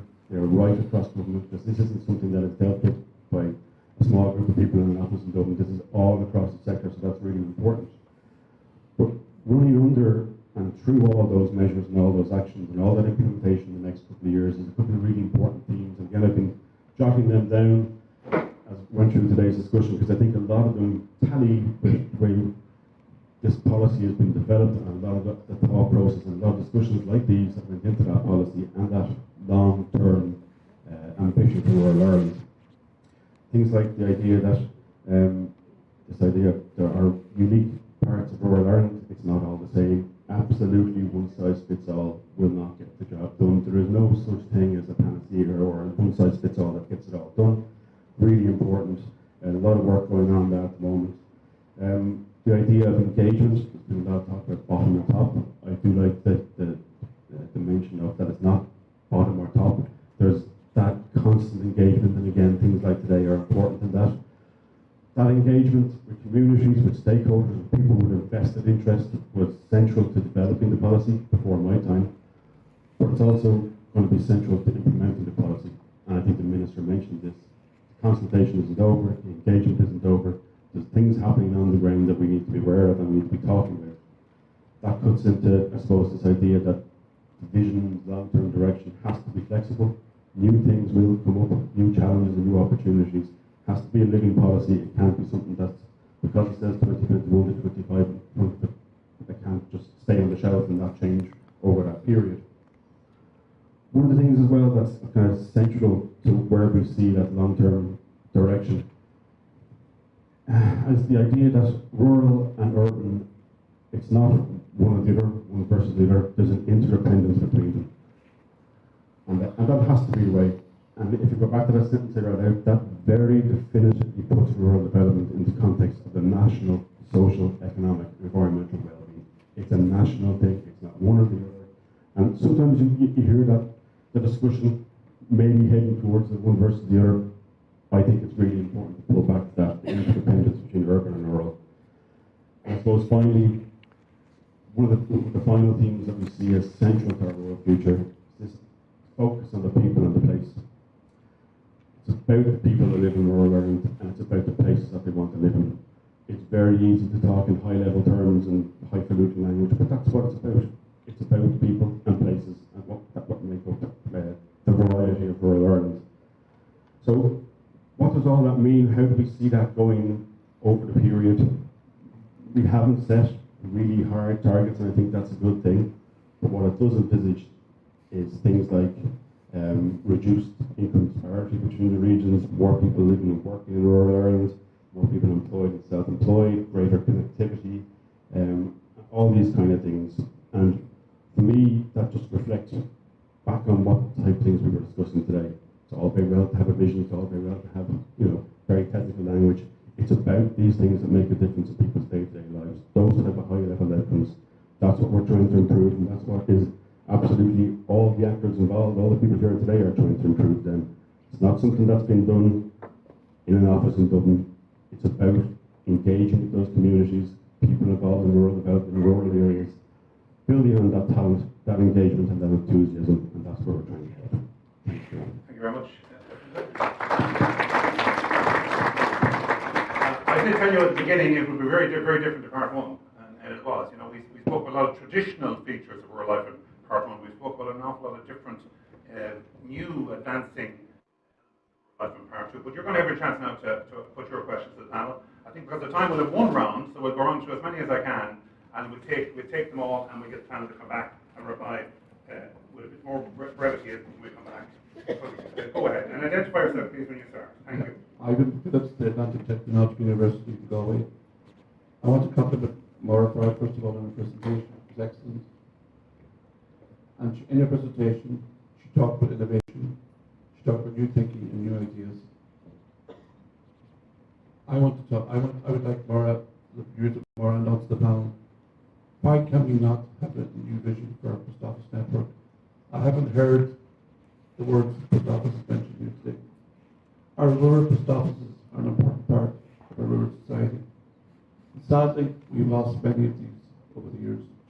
And the impact of a closure of a rural post office is huge. And I would be advocating over the next 30 years that we'd have community ownership of our post office network. And I'll give you an example. In the United Kingdom, when David Cameron was British Prime Minister, think about it, a Tory party supported the development of 500 community-owned post offices. We need to stop this rot in rural Ireland. We need to stop the closure of rural post offices. And we need to start thinking outside the box. We need new thinking. And I would be arguing strongly that we need community ownership of post offices. We've done it with our credit unions. Why not a post office network? Thank you. Cheers, Ivan. Thank you. Next. Good afternoon. Catherine O'Donoghue here from Forest Owners Co-op. I very much endorse the remarks there of the last gentleman. I come from that rural post office which was closed down, and it was the centre, it was the hub of every kind of activity, from solving the kids' school problems to providing that old age pension of the stamp that was needed.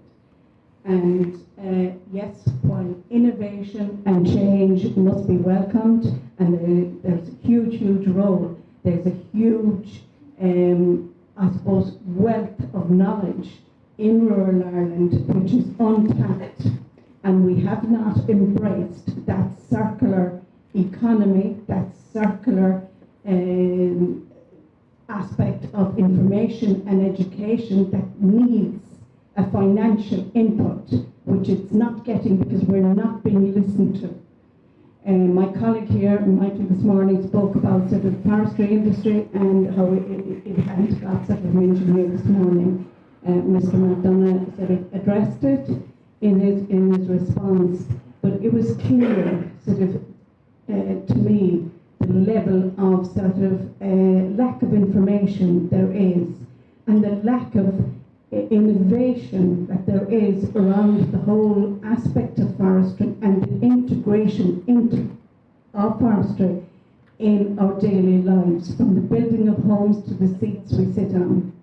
And I suppose my words here this morning are, in leaving, that there are still pieces of this rural economy and social network of rural Ireland, of that jigsaw missing. And let's attack it, and let's put action into it, but let's get around to sort of all the country. I come from an area called Balladinham. We had 20,000 went through the village for a jazz festival last weekend. We hold a festival of some kind, shape or description every month of the year, and we have no problem of getting people into the locality. On top of that, can I say that we have every shop in the village occupied, and we have a new restaurant opening there, in another new restaurant. There are 4 there already, opening in the next couple of weeks. But we have a problem, a huge problem daily in hanging on to the post office in which we have, and that post office, it's our bank, it's our hub, it's our centre for everything. Thank you. Thank you very much. Next question. I'm Marie Flynn from Mayo North Tourism. We're based in Ballina in County Mayo. Thank you to Maura for an excellent presentation, and to all the speakers. There's been a lot of food for thought here today. I work in the community development sector, specifically in tourism development, and what we are seeing on the ground, the key challenge for us is really a lack of human resource to develop and to deliver projects. And sometimes I wonder, working in that sector, whether we're just so accustomed to it. There is so much work to be done. We could all be working 60, 70, 80 hours a week, and I think we forget to question it sometimes. Larry talked about linking the top to the bottom there. Kate talked about the volume of work that's involved in community and projects. And Fintan, you talked about having that vision at the top, and how do we actually make it happen? We're seeing at the moment that there is an abundance of funding out there for projects. And there's a huge appetite on the ground to deliver projects that will create sustainable economic development within communities and create employment, but the capacity just isn't there to deliver them. We're in a peripheral area, we're over-reliant on volunteers, we're sparsely populated, and we're very much seeing a need for more human resource to assist communities to deliver these projects, to empower them, to take ownership of them, and to support them throughout the lifespan of those projects. And I'm just wondering, Fintan, if there is a plan to write that into policy, and what are your thoughts on that? Thank you. We'll come back to Fintan in a moment. The other lady at the back. Hello. It's very interesting that I'm actually following that last speaker, because I'm from the National Water Forum, and we're a stakeholder body made up of different organisations with an interest in water. And the Irish Rural Link is a member of that forum. Jared here beside me sits on as a member. So as Conor Skehan said earlier, there are going to be river-based management plans developed across a new national river-based management plan is currently being developed. And as part of that, there is a plan to develop 46 catchment plans. And in our policy submission from the forum, we recommended that there should be public participation in the development of those catchment plans. And the idea is that the communities will be engaged with to find solutions for not only water, but for needs and climate, and for our local communities. When you engage with communities, the idea is that you engage with everybody. That is business, tourism, all of these different organisations. Everybody in the community has an opportunity to contribute to how they want their catchment and rivers and the objectives that we have to meet under all of our EU policies, how we can deliver that as a community. As part of our submission as well, we said that there needed to be the structures put in place to support communities to deliver actions. Leader companies have lots of funding for projects for water, biodiversity and climate, but it's very difficult for volunteers and communities to deliver on large projects. They need the support structures from the local authority, from the different agencies responsible in these areas to deliver those projects. So the communities need to work with the government departments and agencies to deliver projects on the ground. But we have said that those structures need to be put in place. So we're in negotiations with the department to deliver the structures that the communities need to support action on the ground. So there is a missing link there, and it's about getting that addressed. Thank you very much. Thank you for coming towards the end. I don't want to hear from some of the panel, not them all, but you had to listen to a lot in the last hour, so I'm going to get 2 more questions on the floor, please. Good afternoon. My name is Veronica Barrett, and my colleague is here with me, Patrick, from RBHS Home Care. Kieran would be aware of us, and so would Dr. Farrell, and maybe a number of other people here. We are a home care company based in Roscommon, covering 3 counties. But one of the problems we face now in Ireland, in the 3 counties we operate in, is recruiting staff, and I know that Pat McDonough touched on the subject as well. And it's becoming a real problem now, because the majority of older people, I've never, in fact, in my 22 years working for RHS, I've never met one person that wanted to go into full-time care in a nursing home. But the government seem to encourage that, in that they are delivering the Fair Deal scheme for that purpose alone, but not for people to remain at home in their communities and in their own homes where they should be.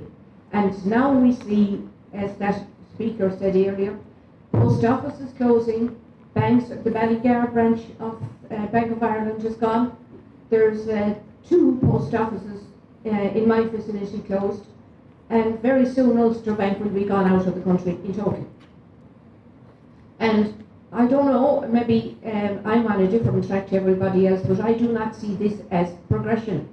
And I think we should be given every opportunity to people to remain at home in their own homes, and encouraging them to do so, because that way they can become part of their communities. And you know, I'm finished with this. I remember years ago looking at a film called The Jazz Singer. You might all have heard of it. Neil Diamond was in it.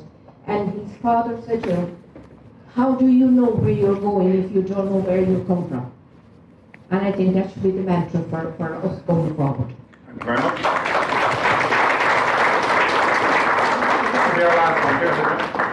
Kieran Red from Lynchell makes an excellent job. But I take a slightly different turn, and from what we had all day today. I grew up in rural Ireland, and still in rural Ireland. Johnny Marker, and graduated the ICMC, and now representing Ballyhowler Development and the Board of Irish Holding. I have watched the stop-start go of Ireland since the 70s. There was the recession in the 80s, recession in the 90s, and the mother and father of the recession in the 90s, in the banks and the country collapsed. We, as a country, are going nowhere unless you stabilise the economy of this country. We had a rainy day fund, which was an asset when the pandemic broke out. It wasn't a big enough fund, firstly, but we were looking. And now, without that right there, the economic side of things, to reinvent that rainy day fund, because Miriam's and Alan's rural link, and Morris, Galway University will all be shock funded if we hit another recession, if we do not have a rainy day fund, so as we can have a level playing field year on year. We won't have ups and downs, that's it. But after what's after happening in Ukraine and what's happening across the world, we may not be 100 miles from a bit of blip, but a blip might be downwards. We will never have more people employed in the country, something over in excess of 2 million. The taxes are there. We should get that fund together now, put in place, so as to make sure that all those services. Because I actually walked down here last night to the quays of the pier where the gates was. I talked to a guy there that was responsible for opening the lock. I said, during the boom, there was 12 cruise boats based here in that zone. I'm sure the one is still around. The fabulous, you like dream about it. We're living it. It's that fabulous. But when the recession came, 11 of them disappeared. We do not want that to happen again. Very good. We need to get our act together. Thank you very much. Good point as well. In terms of about 5 minutes left, I'm not going to ask all the panel to reply. We'll be here till 10 to 6, but I'm going to offer everybody an opportunity to come in, so to speak. But I want to hear from the panel first, and I'm going to bring in Fintan firstly. The 2 of your questions seem to be on this issue of resources backup for rural development. 2 of the questions there. And unless I'm mistaken, Fintan, I did hear something recently about a new pilot scheme for towns. And I heard something about recruiting an officer for the town. Is that? I think that's what they want. They want it for counties as well as towns, perhaps. Yeah. Yeah, thanks, Kieran. And look, there's a whole plethora of interesting things that were said there. I was taking copious notes on this idea of innovation. Before I get to that resource issue, I won't take too much of your time. Absolutely agree with that. And there was a bit of a class in the past when more flashed up the EIP Agri slide there. It's been a long time since I've been involved in that. But that is about bringing people together locally, not to top down and saying, this is the solution, this is the rules. Getting people together locally and saying, this is the problem we see, and this is our solution. That's the innovation that really drives this whole process forward. There was mention of post offices and banks. Look, that's been a long-standing issue. I agree that probably some creative thinking required around that, around diversifying services. There has been a lot of discussion on that. I would say there is a lot of investment around those kind of community services and hubs within towns through various schemes and converting old guard stations, post offices, banks, whatever it is. There's a lot of that going on. That idea of a central hub, a community hub within rural areas is hugely important, which brings me directly to the idea about the resources. So yeah, there is a lot of funding streams out there. Very conscious that, so it's a different model to what I was used to saying in my previous roles in terms of how we fund these schemes. It's very much dependent on the people locally coming together, driving those ideas, coming up with proposals. They know best what is needed. And I've actually had this discussion with the chief executives of a local authority recently. Effectively, what those schemes are pots of money until someone says, this is what we're going to do with it. And that is important, that is resourced. So there's lots of discussions around the system about how much we're asking of local authorities and various people to do. But there are models out there, as mentioned, one of those is Town Centre First. So that was really very much based on this idea of bringing everyone together, coming together. I can't tell you what the master plan for your town is, you need to tell us. So obviously that's a difficult thing to do. There is huge enthusiasm out there for it. But one of the things we're doing is putting in place town regeneration officers in every local authority area. Someone who's going to be, I suppose, the focal for that, bringing the people together, put a bit of, I suppose, shape on those ideas and take all that in. So that model is out there. We have rural recreation officers as well, that kind of thing. So absolutely, I agree, it's a challenge. It is something we're aware of. But yes, there is a lot of funding streams out there, and I go around the country quite a lot with the minister, and she's always saying the streams are out there, funders come to us with your ideas. So yeah, glad to hear that people are aware of them. Thank you. Thank you for that. Larry, you got name checked there with regard to our concerns, and we'll hear more of it. I mean, before he left the room, Pat McDonough, I asked him a question on this side of the hall about a local hotel he was due to build at Longford, and was he going to go ahead with it? And he said the answer is not in the present climate, but the cost, the inflation within the construction sector. And he said he'd have concerns about the big R word, recession.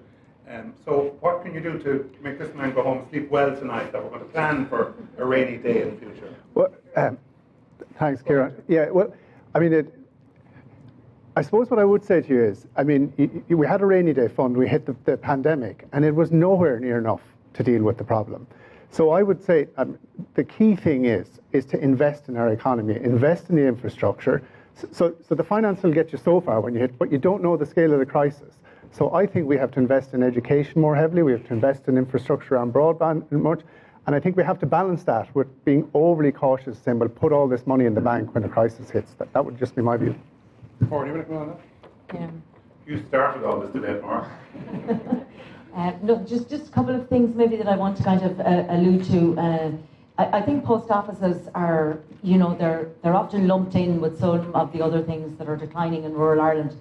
And I think I listened to a television programme there going back a few years ago when there was the post office mistress was interviewed, and she said, well, I have to close it down because there's nobody coming into it. So she wasn't looking for people 100 miles away to come into it. She was looking for the locals to come into it, and they weren't coming into it. But the other day, a son of mine said, well, I'm going to get a current account in the post office. And I kind of did a double take, and I went, great. Now we know that, these areas, these groups, these organisations, there has to be innovative kind of thinking as well. The day is gone when the local person went into the local shop because the owner of the shop was going to see him. That day is gone. Young people don't care whether the owner of the shop sees them or not. They go in because they want something in there. And if it's not there, then they're not going to go in. So when we talk about post offices and we talk about these rural industries that were there in the past, they will only survive if they're going to provide something that people need. And that is the hard fact of the truth. And young people, that's the way they think. And if I can get it online or get it somewhere else, that's where I will do it. But if the post office provides a service for them, they will use it. And that's where the thinking needs to be innovative, it needs to be new, and it needs to be diverse. One other thing, definitely, in relation to, I suppose, this idea of volunteerism. I was involved in the CEDRA Commission going back a number of years ago, where the one thing I thought about at the time Most definitely. I got to travel to Galway every day, and I spent, pre-pandemic, whichever, I spent 2 hours in my car getting in and out to Galway every day. Those are my 2 hours of volunteerism. That's my volunteerism gone. There's many, many people like me across the country, and the same things happen where there's 2 people working in the house. So their volunteerism hours are reduced rapidly, and we need paid people in order to take on those roles in community, or else really community, that kind of work really needs to come from paid people as well. And we have those people, we're qualifying those people within our universities, we need to give them those jobs as well. Thank you very much for that. I'm told my time is up, but the MC must get questions answered. The lady asked from Wisconsin Home Care Services about recruitment, I think was the question. How can she recruit? What can we do? I'll give it to anybody on the panel who wants to come forward with this. What can she do? What can you do to assist her in ensuring that we can recruit people for these jobs that she has and she can't get anybody to work in it? You're in. Yeah, I can answer that simply. As a migrant coming to Ireland, I had achieved third level education before coming here. Sadly, my educational qualification was not recognised in Ireland. That is one simple way of solving that problem. There are a lot of educated migrants that their third level qualifications are not recognised. So there are a lot of people working in sectors where they're qualified in other sectors. Again, we're talking about the inequalities in communities. Another thing that I think from my position of a public rep, there's a lot of decision making at central level that need to be, and filtering that down to local authorities, giving local authorities more power will go a long way to reducing those inequalities that we see in some parts of rural Ireland as well. So recognizing the qualifications of migrants and giving them and empowering them. And we see with the reaction from the people of Ukraine, because it was a very, very real conflict that happened very close to us, and the same conflict that a lot of migrants are experiencing. But because I think we were far removed from it in Ireland, we didn't really understand the enormity of the conflict, of the issues that people are experiencing, people are fleeing from. And Ukraine kind of made us wake up to the reality of what happens to people when they have to flee from their communities through no fault of theirs. And we see how the community has, woken up and gotten involved. And again, in the way we reacted and in the way we all worked together to come out of COVID, it takes absolutely everybody in the community to work together if we want to achieve that future of rural Ireland in 2051 or in the next 30 years. We need to absolutely appreciate the qualification and the presence of migrants, the presence of people in the community. And again, we are all part of the solution. And as individuals, we need to look into ourselves and see how we can contribute. In addition to highlighting problems, we need to be part of the solutions as well. So let's come up with solutions also, and hopefully, collectively we can bounce forward, like Dr. Mara has said, which is a phrase I'm going to be using from today and into the future that we deserve. Thank you very much. I think in fairness to RHS, I think when Roscommon Leader Partnership held an employment fair with some of the people from Ukraine recently, you were there, and you had just done, so she's practicing what you're preaching. Ladies and gentlemen, apologies, that's where we're going to leave it. We're well over time, but at this stage, before we come to a conclusion, just and you were looking the other way, you should look this way. Just one moment, If that was an auctioneer, you'd lose the license. You weren't confident. Thank you very much. My job is to try and get everybody in and make sure everybody gets a chance to ask a question. So I'd like to thank the panel today for starters. My thanks in particular to Jeremy, to Fintan, to Larry, to Kate, to Alan and to Mark. And thank you very much for your contribution. Put your hands together, please. Yeah, good for you, Mark. The teaching event I thought was very good. It's very good now, yeah. I'm sure we have questions this evening. We could continue to ask them. We'll be here at the dark. Ladies and gentlemen, I'd now like, at this point in the meeting, is to welcome Ms. Tara Farr, the chairperson of Irish Rural, back to the stage to close our proceedings and conclude today's event. Okay. It helps that he's so passionate about that project. It's great. Yeah. Did we stay or go? We have to stay for a minute. Thank you, Not Kieran. yet. And I am the only thing now that's standing between you and lunch, so I keep this very, very quick. But I do want to thank all of you for turning out in such great numbers today. I think it's been a great, great celebration of 30 years, and we've gone over some of the challenges, we've also gone over some of the proposed solutions, and we might not always agree on everything. But I think one thing we can agree with is our shared passion for our rural communities. I think that's really, really important, and that has come out in spades today. I do want to thank Minister Heather Humphreys for opening the conference this morning. Definitely want to thank our COVID champions who provided such a wonderful service over the last couple of years, and a fantastic model run by IRL and the Wheel. I do want to thank our two panels for setting the scene for us, for really kick-starting the great debates and discussions we've had this morning, and give us an awful lot of food for thought. And particular thanks to Conor and Maura for their really insightful presentations. Our excellent MC, Kieran. Yeah.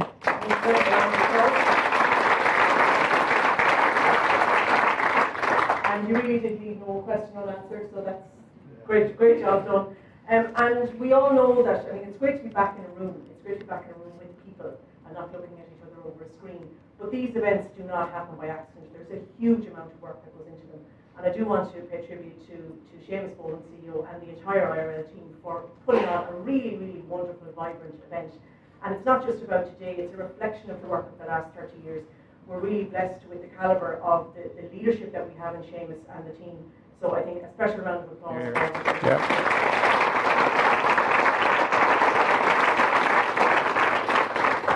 And finally, just to say, I know a lot of people that are here are members. If you're not a member of IRL, this is the sell bit now, do seek out some of the members of the team today. Think about joining up. We in Longford Women's Link, we're very proud members of IRL, and it's been a fantastic experience for us, so it is well worth the very small investment in membership. So we have a save the date for coming back in 2051. I plan to be long retired in a bit of the Mediterranean somewhere, but you're all welcome back here in 30 years' time. And lunch is served in the restaurant across the hall, and thank you very much. Brilliant. Well done, Maura. It's super. Ladies and gentlemen, thank you very much. Hope you enjoyed lunch. Just one quick message before you go. You've all been locked away for a long time. You're out now. I hope you all make the most of it. And I'd ask you not to apply the rule, the 3Ds rule, in the coming weeks. You know the 3Ds rule, which has caused a problem for all of us in community development and rural development. The chairperson who tells us he will or she will dictate, delegate. What's the third one? Disappear, usually. So I don't want you to do that at all. I'd like to see you back on the big day in 2051 or someone representing your community. I thank you for your attention today and for your courtesy. Thank you very much. But could you share that, or are you going to?